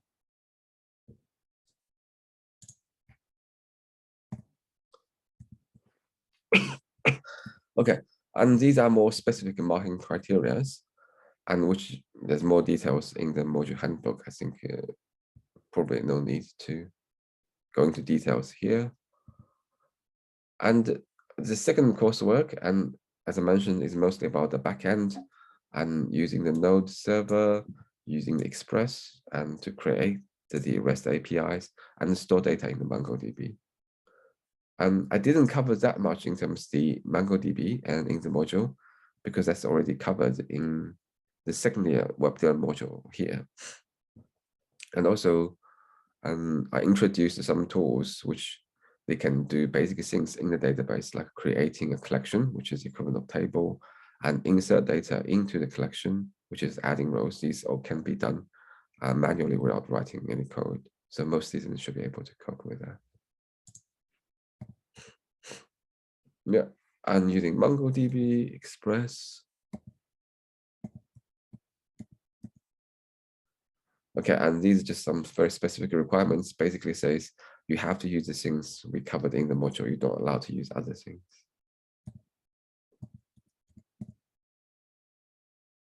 Okay, again, there's some specific marking criteria. Yeah. Again, so if you have questions, I can talk about more later on. Okay, and so this might be something useful or interesting to know. And I think some of you would know MongoDB, and I made a brief introduction. And it's actually one of the first and the so-called NoSQL database, which does not follow this rows and columns data model. And so it's all stored as a JSON object. So maybe I should show pages.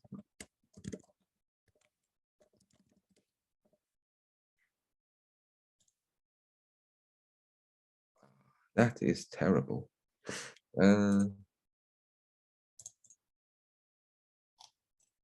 Okay, and so just for those of you, if you never used a JSON before, and this is kind of like already quite complex and JSON object, they call it an object.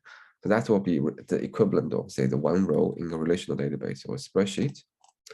And so you can see, and there's a property, or they call the key, called the squad name, and that's the value called the superhero squad.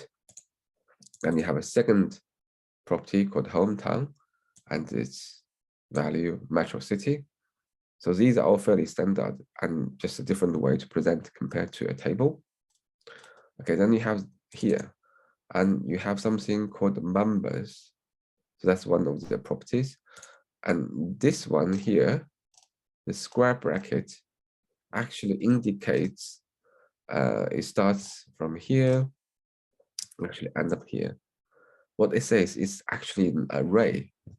Okay, so this is something much harder to do in say a table. So basically you have a list of members which is stored as array. So each of them is one member. So there will be molecule man, random upcut, and eternal flame, etc., etc. Okay, and then each element in the array itself can be in the JSON object. Okay, so every time you see this curly bracket, that means a new JSON object. So that means each element itself is a JSON array. It has its own properties and values. So have name, age, secret identity, and powers. Okay, and then this can be, say, text, numbers, or again, an array. If you remember, the square bracket is an array, or the value itself can be another object, and this goes on and on. Okay, so this is like maybe the more complex examples of a JSON object. And what students need in the course is a bit simpler than this. And also, the important difference compared to the table is, and the JSON format is much more flexible. So when you have a table in a relational database, it has a fixed schema, at least for each table. You say, I have 5 columns. The first column is ID, which is number. The second column is name, which is text. And then all the rows in the table have to follow exactly the same data format. Whereas in the JSON or MongoDB, or this like a JSON database, and this will be one object, the entire thing, and start from the first curly bracket to the last one. And then you can have many other JSON objects in the same collection, which is equivalent of table in as relational database. They don't have to follow the same schema at all. So they don't have to have squad name, and it could just call name or some completely different things. And the attribute type is also not fixed. It can have squad name, which followed by a number or another object. Okay, so there's flexibility there, but also there's downside, and can be, say, data consistent issues, etc. So that's kind of the decision you need to make when you and choose between table and JSON object. And there is a way to enforce a schema and in JSON database as well, and using separate libraries. But so that's an option there if you want to. Okay, sorry, I'm slightly distracted. And so MongoDB is designed to store and this JSON type of documents. And for this particular module, I use the MongoDB Atlas, and which is essentially the cloud version of MongoDB. And essentially means you don't need to install MongoDB locally, and it is provided on the server. You just need to go there and log in, and you can just do a normal database thing you would do otherwise on your local computer. And so there's a few benefits. So, and in the second year, the student also used the MongoDB, but at least when I was involved, it was a local version, and the student have lots of different difficulties, even just starting the MongoDB on their computer. And so the teacher actually spent lots of time just to figure out how to run MongoDB with, say, Windows and Mac OS or even Linux and different versions of the system, and what is missing from just to get it running. So all those will be not an issue if you use a cloud version. It definitely is running all the time. And also the other benefit is because the database is online, so anybody will be able to access it. That also means if you want to demonstrate your app running live online, it does not need to access the database which is running on your laptop. For example, you want to show your potential employer to see the app you created, which needs to access the backend.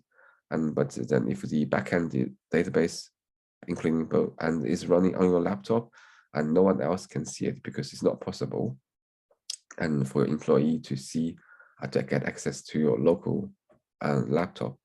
So in that sense, you will not be able to run your apps, or other people will not be able to run apps, except if you sitting right next to them and run it from your own laptop to demonstrate. So this will not become an issue. If the database is online, then anybody can access it, or in theory. Okay, yeah, so some specific requirements. You need to use native Node driver. So the Mongoose is a library which enforces a strict schema and for the JSON object, which we're not using because we don't have time. And also personally, I think if you want to form and enforce a strict schema for your data, you probably should consider using relational database, because that will be the better fit rather than say using something like MongoDB. Okay, and finally, there's something called the Heroku, which is used to host the server. And if you remember, I showed this diagram. I'm not sure if it's still there. No, it's gone now. I showed this diagram with 3 parts. You have the front end, which is Vue, the middle part, which is a Node and Express, and the database part, which is a MongoDB.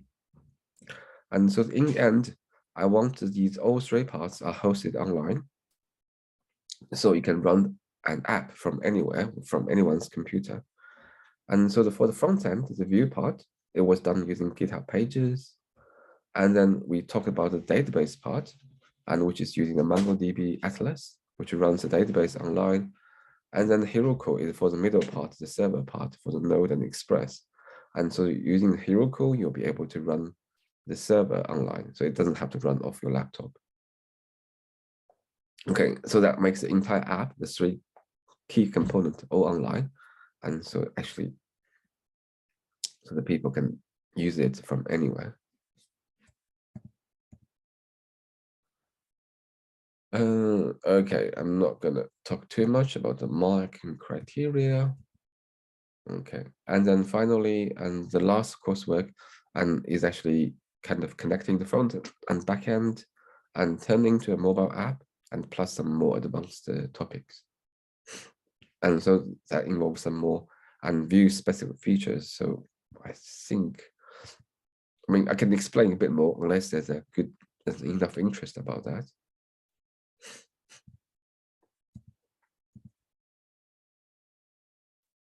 Okay, so that's the marking criteria for the last coursework. I'm gonna again skip that for now. Quick question: do you find Yeah. it challenging? Do the students find it challenging to get familiar with GitHub, to use it? I mean, what's your views? Because obviously, in web development, GitHub is an essential tool these days. Nobody's actually working in isolation anymore, and versioning is important. So, what is the main challenge? Because obviously, for Palestinian students, the issue will be that they will have to understand the tools to use and so on. So, where should we focus? Thanks. Yeah, exactly, and very good question. So, and at least my experience in terms of Git, the harder part is actually to get the students to understand the important concepts in Git, and once they get over that hurdle, and using the Git itself is not too difficult, and because you don't really need to write too many codes, and in this module, and I introduced a way to use it inside a code editor called Visual Studio Code. So basically, it's almost like a graphical user interface for Git. And so you can just click some buttons and it will do the things, run the actual command for you. So that's not too difficult. Most students can handle. It's just the concepts, the important concepts they need to get. That's the part, and which is, I found actually will need a bit more explaining or maybe practice. So I would say even for the students who don't have programming background, and it is possible to use it, it just says, yeah, explain the concept part might be a bit difficult. Yeah. And also, I just realized that this might be something specific to the Israel and Palestinian areas. I think, I can't remember exactly now, but I think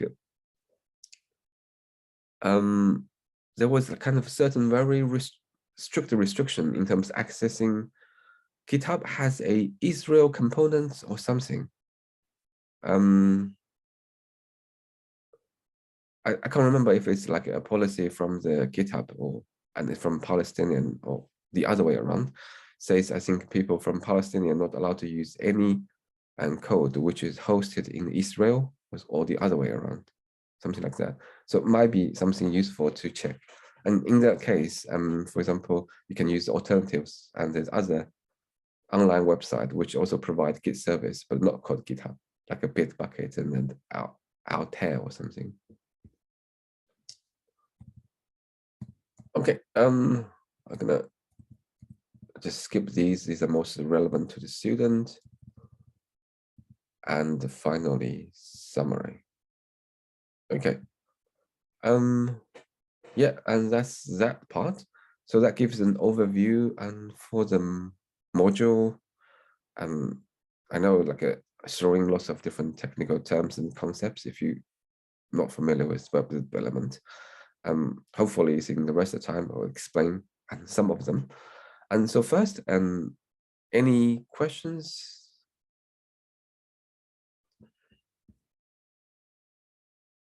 I have already asked mine, but guys, do you have any questions in terms of how you would deliver this? Any issues with regarding your students?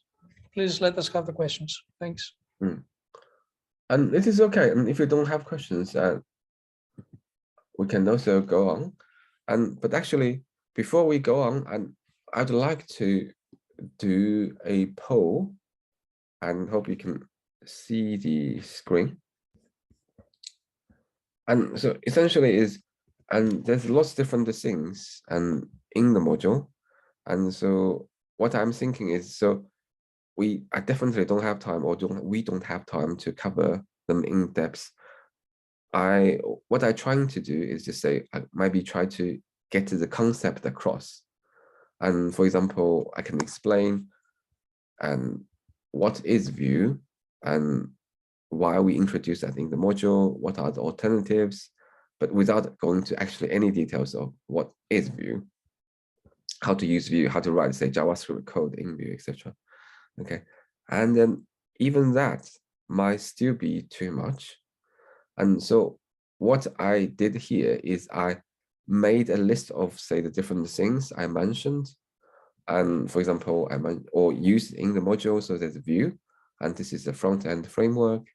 And we had mentioned or covered the Node.js, which is a web server, and many other things.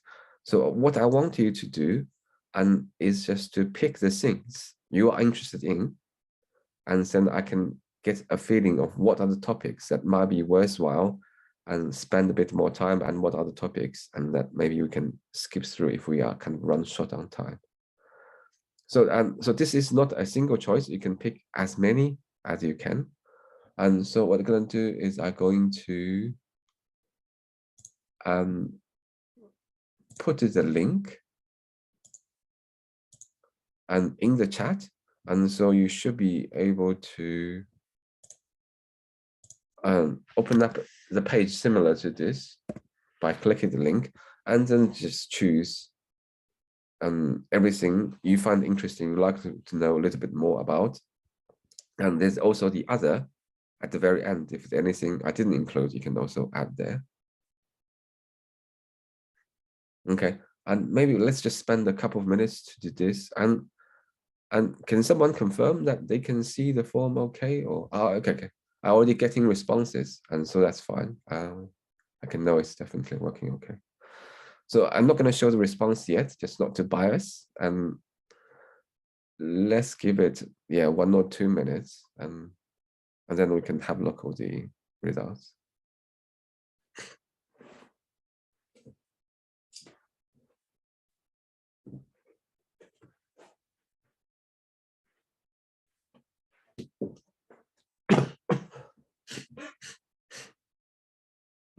And if anyone have difficulty accessing the form, and just let me know. I think it should also working on even on mobile device. You just need to open and click.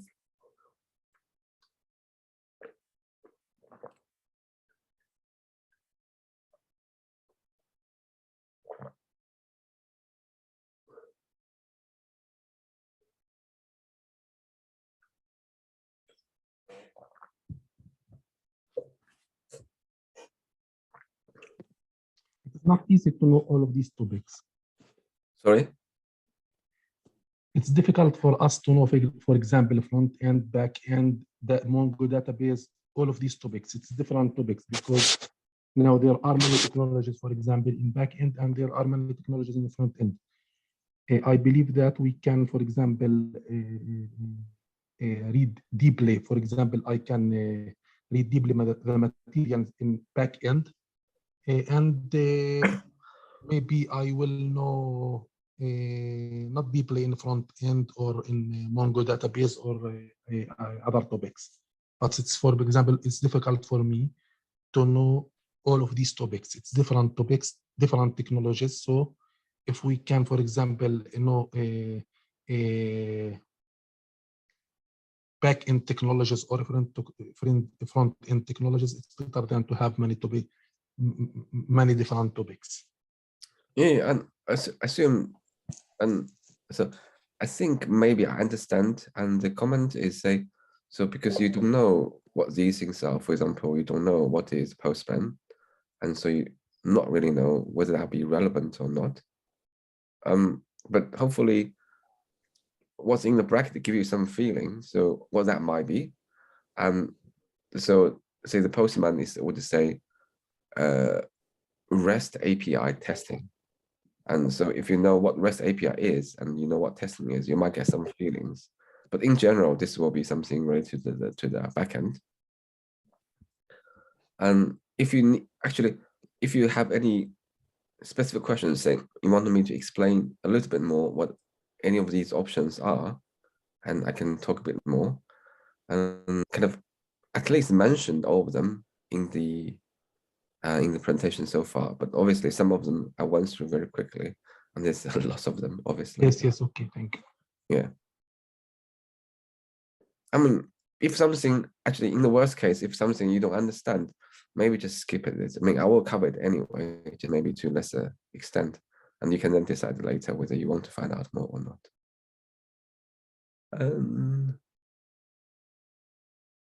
Okay, I think we can have a look of the response now.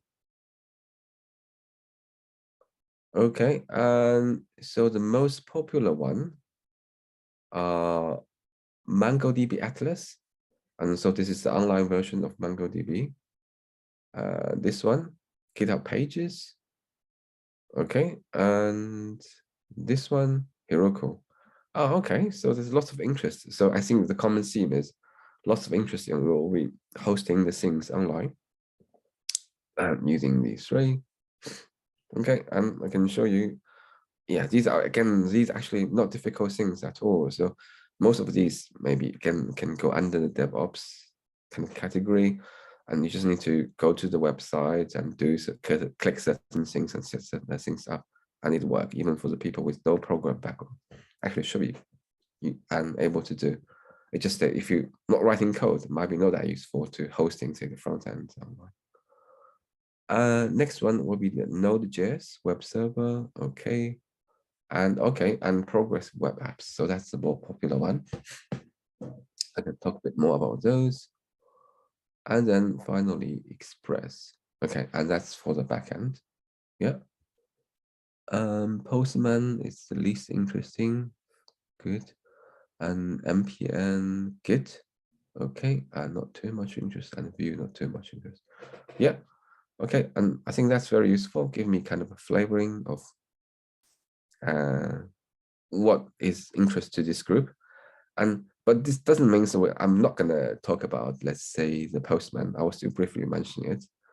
And actually gonna start with Vue, and which is the front end, which is the first part as a student will do. But just say as maybe I'll go quicker in that part. And when we talk about in terms of this one and the GitHub pages, and I can spend a little bit more time, I can actually show you a bit more. But for example, to do GitHub pages, you really need to know Git. Because otherwise you can't get your code onto GitHub and can't use the feature. Okay, and that's all very good. And I'll leave that as it is now. Let's go to the next set of slides.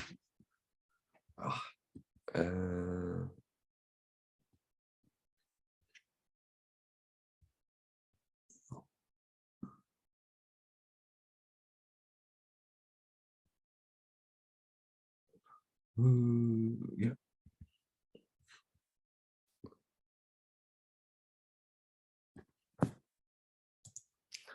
And okay, so I guess maybe this will be a good introduction to Vue.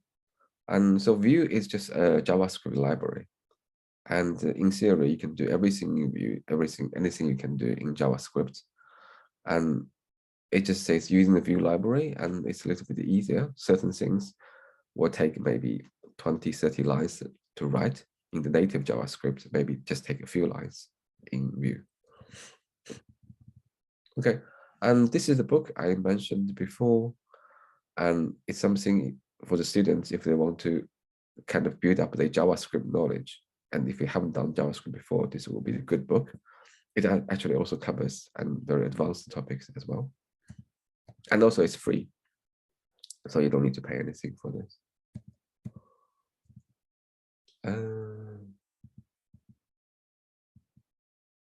Okay, so this is maybe the first thing I usually introduce.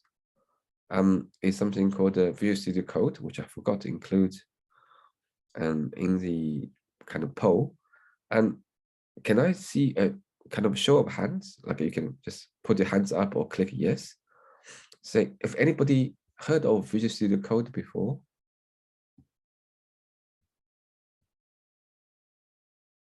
One. Okay, and so not many. So I think it's actually useful too. Yeah, we only have like 2 people said yes.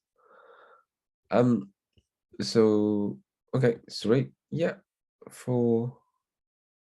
Okay, yeah, and so Visual Studio Code is really just a code editor. There's many different code editors. Actually, I personally tried a lot of them as well, starting with Eclipse. when I NetBeans, when I still doing Java development. And then I moved on to things like Sublime Text, and most recently to Visual Studio Code. And maybe one thing useful to know is, and Visual Studio Code, and Visual Studio Code is different from Visual Studio, and almost have nothing to do with Visual Studio at all. Even it does have the Visual Studio in the name because it's made by Microsoft. And actually, the kind of the backend of the code is actually a Chrome web browser, and it's actually kind of built on top of Chrome web browser, which is very different from the technology Microsoft used to build and the Visual Studio without the code and type of tools.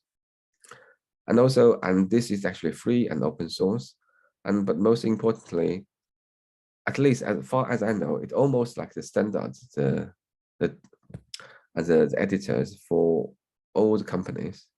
I think some people might have fairly niche areas, but say people can actually use this to do other languages, not just JavaScript or TypeScript.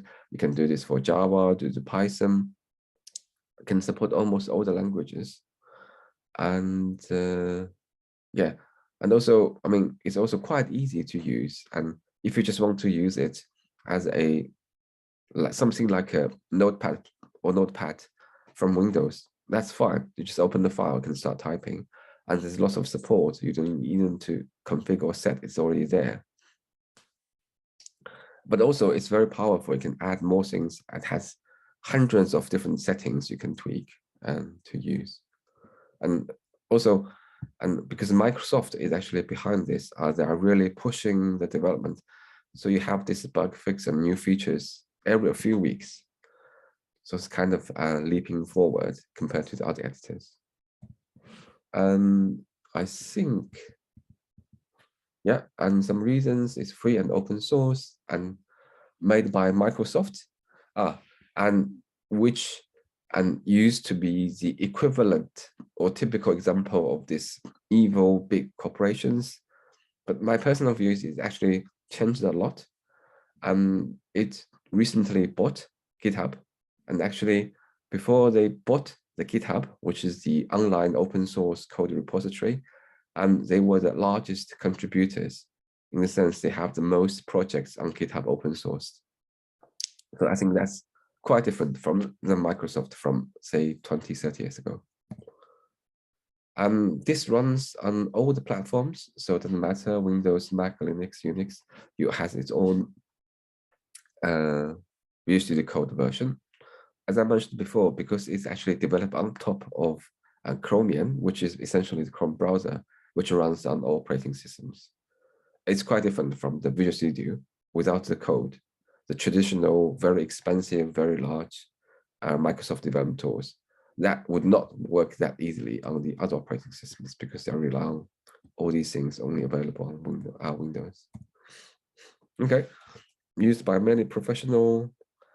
Okay, and a good balance between feature and size performance. Okay, and this is kind of explanation of what is that. And so on the x-axis, we have the size of the developers, the code editor software. And so on this side, which is the large ones, which means the file is very big, you have to download a lot, and you have to run lots of files to get started. And so usually this is not desirable. And on this side will be the smaller in size. And so something is very quick and to download and install, and very quick to start up and use very limited system resources.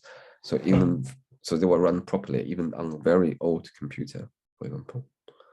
Okay, and so I would say these three are the things on the large side. So of course, this is not a complete list, but they say maybe the more popular choices. And so there's NetBeans and Eclipse, and I used to use them maybe 10 years ago.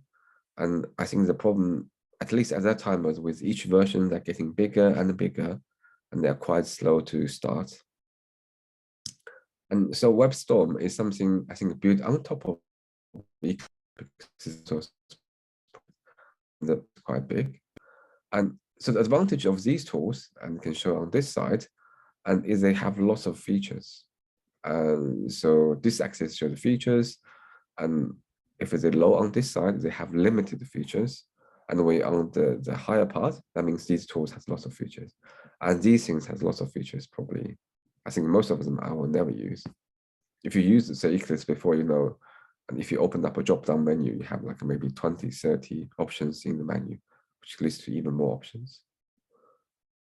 Okay, and the Atom is a little bit smaller compared to this, but still, and has lots of features. I think Atom is actually created by GitHub. I'm not sure if it's still actively developed. Okay, on this end, we have things which are very small, but with limited features. And so maybe Notepad would be here.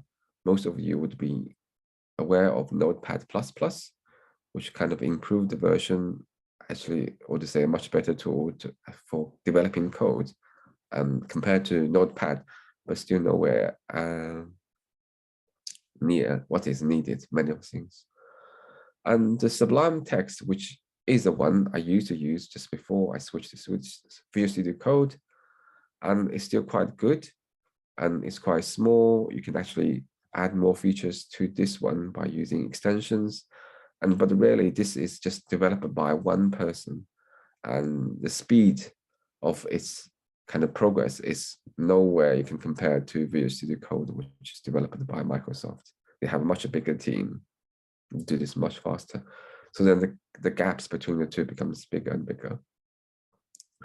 And so I would say the Visual Studio Code is kind of in this area, which is not too big compared to these ones, but it has lots of features. And even the kind of the bare bone one, which comes so when you first install it, already has lots of features already, and you can easily add more by installing extensions.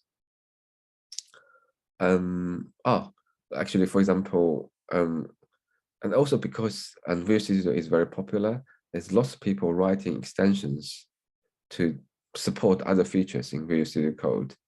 And these, you don't have to be a Microsoft to write extensions. This is open.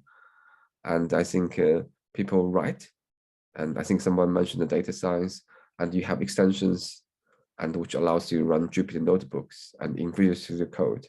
And some people actually recommend that over with actually the Jupyter server, Jupyter notebook environment. It's easier to use than that. Okay, and there's also the bracket. So I think the downside of the bracket is it's very much targeting web development. So anything beyond HTML, CSS, JavaScript, and it might not be able to provide very good support. Whereas Visual Studio Code is really just a code editor. You can write Java, Python, C, anything in there.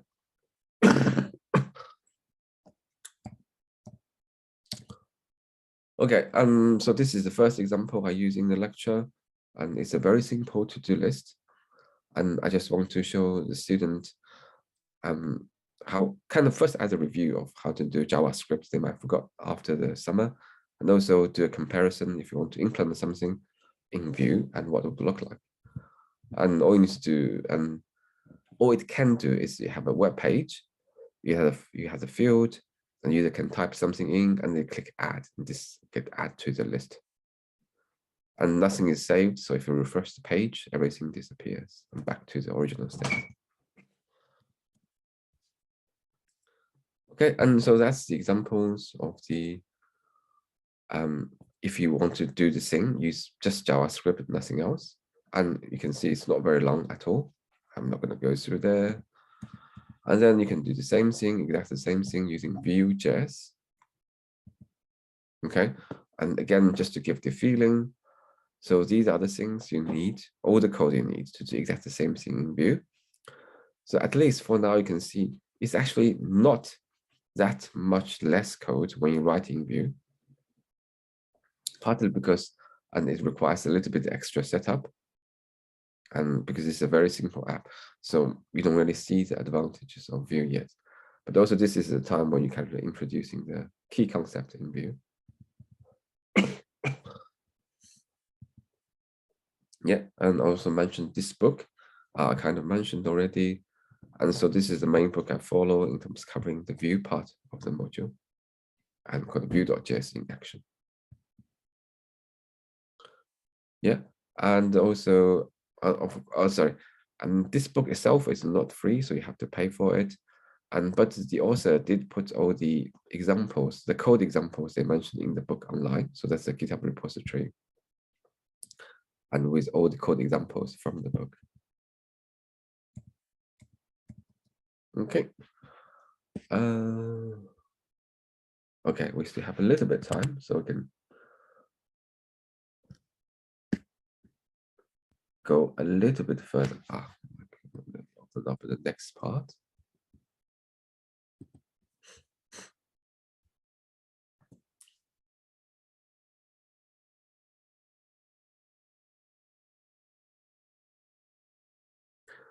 Okay, so I think we might start getting to a bit of more technical details now here.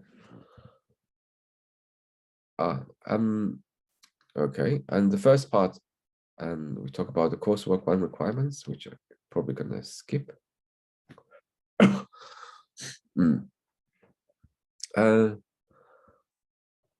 Probably would skip this part as well, and because there's a limited interest in Vue, and this part might be useful, and it's a particularly and tools used for development. Actually, and what might be useful is actually just to explain why I picked the Vue. So obviously Vue is not only front-end, or not only popular front-end. There are maybe hundreds different front-end popular front-end development frameworks, as I said, and these are just mostly to make the things a bit easier for you to do. You can still do all the things they do by just writing only JavaScript code. And the most popular 3 are actually React, Angular. I used to have these slides, but don't have them now. Let me just get a picture so you can see what these 3 things are. Maybe this one will be better.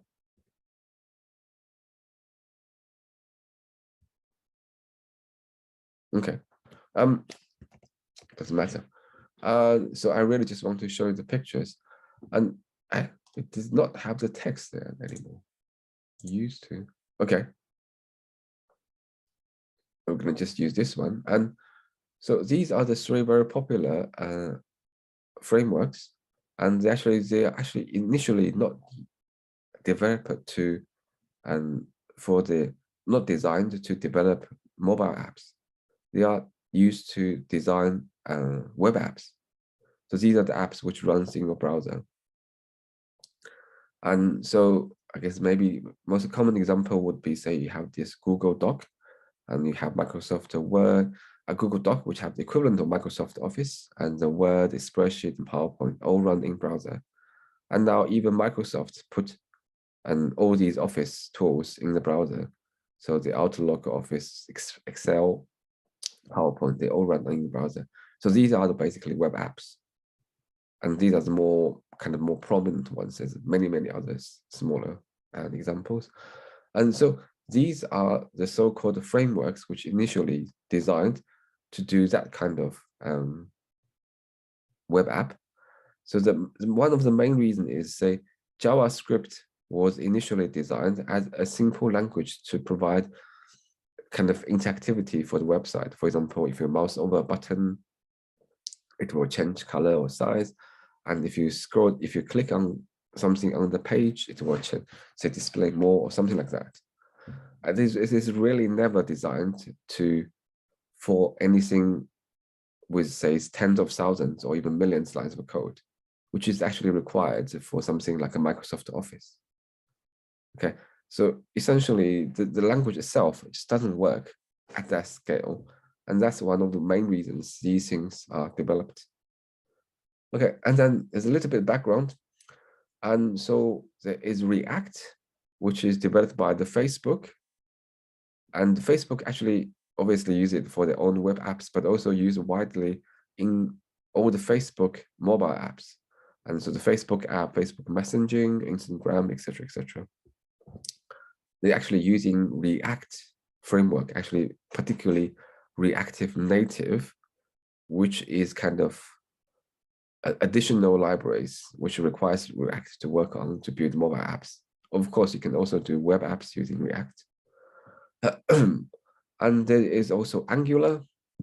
So Angular is developed by the Google, so another very big names. And so again, this is used to develop a lot of Google's web apps. So you can know Google is a leader. For example, providing Google Docs and Google Spreadsheets, these very advanced web apps.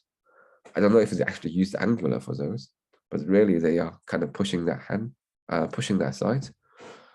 Okay, and yeah.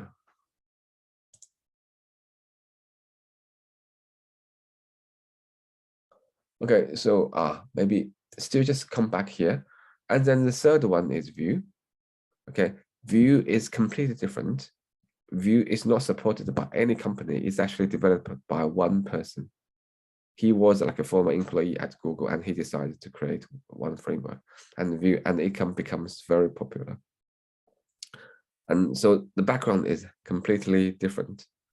And also, and so maybe the general trend is, and because all these three are still developing, they are not standing still, so they're all evolving. My understanding is, or my reading is, the general trend is these three framework is kind of converge. In the sense, it becomes more similar rather than more different. So say if there's a good features in React, and it will be picked up by Angular in maybe the next version or two, and then other way around as well. Okay, they become more similar rather than more different. And also in that sense, and the Vue is kind of a child of React and Angular, and that's kind of the description from the people who created the Vue. So he is the person. Vue so basically happened after React and Angular. So that person had a look of React and Angular. He picked the good parts from both, and then created the Vue. Yeah. And from my experience, I obviously look at all three when I try to design this module. Okay, so at least in terms of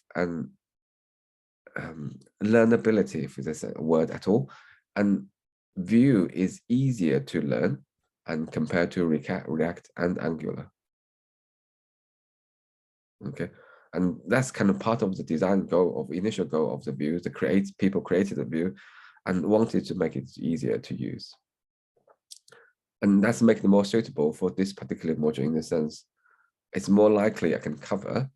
And if I have to cover React and Angular, the progress will be much slower, and just do the same things I mentioned, have more lectures just to achieve and very similar results. And finally,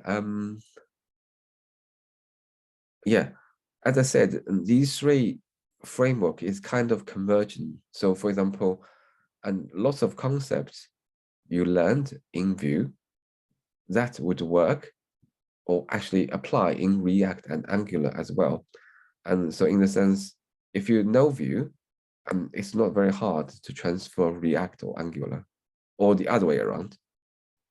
So if you know React very well, and you should be able to pick up a Vue quite quickly. But obviously, because the Vue is the simplest among the three to learn, so I choose to start with, say, the simplest one rather than say the more complex React and Angular. Good. And okay, so I hope you can also see this one. I'm not sure how official it is, but that's kind of like the general trend. Can I make it a full? bigger? No. Let's visit the website. Okay. So I don't know where do they get this data from, but I think that's also something similar to when I decided to use Vue a few years back. So this is about maybe 2018 when I decided to use Vue. And so you can see 3 lines here, and the yellow line is Angular. And I'm not sure if the text is big enough. And they actually have 2 versions called AngularJS and Angular. But anyway, so I assume, okay, what's saying here is the GitHub stars. And so people, so all of these are open source, and the people can like their kind of project on GitHub by giving the stars. So this is the number of stars of GitHub. And so I guess it does not translate to how many jobs are there in the job market, but at least it has a good indication in terms of popularity among the developers, how likely they're going to use. So this is an Angular and how many people like it over the years on GitHub. And so you can see there's a significant difference between Angular and the blue line, which is React, and the red line, which is Vue. And so I don't know if this person is. Kai, I need to go to my next meeting, I'm afraid. I mean, if you can, when you wrap it up, can you please stop recording? And Okay, then sure. we'll Yeah, see you in yeah, an yeah. hour. Sure. Okay, yeah, no problem. Okay, and as I mentioned, so the red line is Vue. So you can see it starts and quite late, but it pick up very quickly and even overtake React. And by 2020, so maybe now it's even more popular. Okay, and that's also one of the reasons I picked the Vue for this module. And so I can already see that trend, like say 3-4 years ago. So basically, if there's any big changes, for example, the popularity of the Vue completely dropped in the last year or 2, then I'll probably will switch to something else. And again, just lastly, in terms of the actual jobs, I think there's a steady amount of Angular jobs, and the most jobs actually will be in React. At least that's my feeling. Even say the Vue itself is definitely very popular. And my guess is maybe it will be more in the next few years, 3 to 5 years. And I think part of the reasons is because React started very early. And now, there's lots more and companies or corporations actually adopted and React for their product. And so these are the companies, which is not Facebook or Google, which move much faster. They're much more conservative in terms of technology, especially technology changes, because they already invested very heavily in the previous ones. Make any changes is very difficult, very costly. And now the people started to realize the benefit of React. So definitely in terms of number of jobs, I would say React still is the majority. And then say for Vue, which is the red line itself, and it's definitely increasing, but still nowhere close to React. And so, but as I mentioned before, and these two frameworks and even Angular is very similar. So if you start with one, you can quite easily and switch to another one. But and in terms of, so for example, when you design your module, if you're going to create a course that helps students to find a job in the next 6 months or maybe 12 months, and you might want to use React. But for example, if it is a longer term, for example, the course is not going to happen in the next year or maybe in 2 years' time, and then this is a longer term program, for example, it's a bachelor degree, takes 3 or 4 years, and then maybe Vue will be a better choice. So basically, practical speaking, if you want something that help find job immediately, go for React. And the longer term, I would say maybe Vue would be a better bet.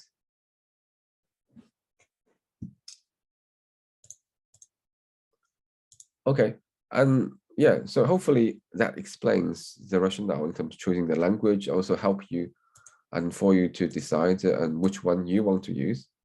I would say maybe usually the choice will be between the Vue and the React, unless you have something very specific that only, so for example, very tied closely to Google or to the particular way that Angular works. Otherwise, at least I don't see that many examples of using Angular. Of course, and what I know is quite limited. Okay, I think we come to for me, it's lunch break time. For you, it's already very late for lunch. So I'm gonna stop there. And just before we break, and I just want to ask again, is any question?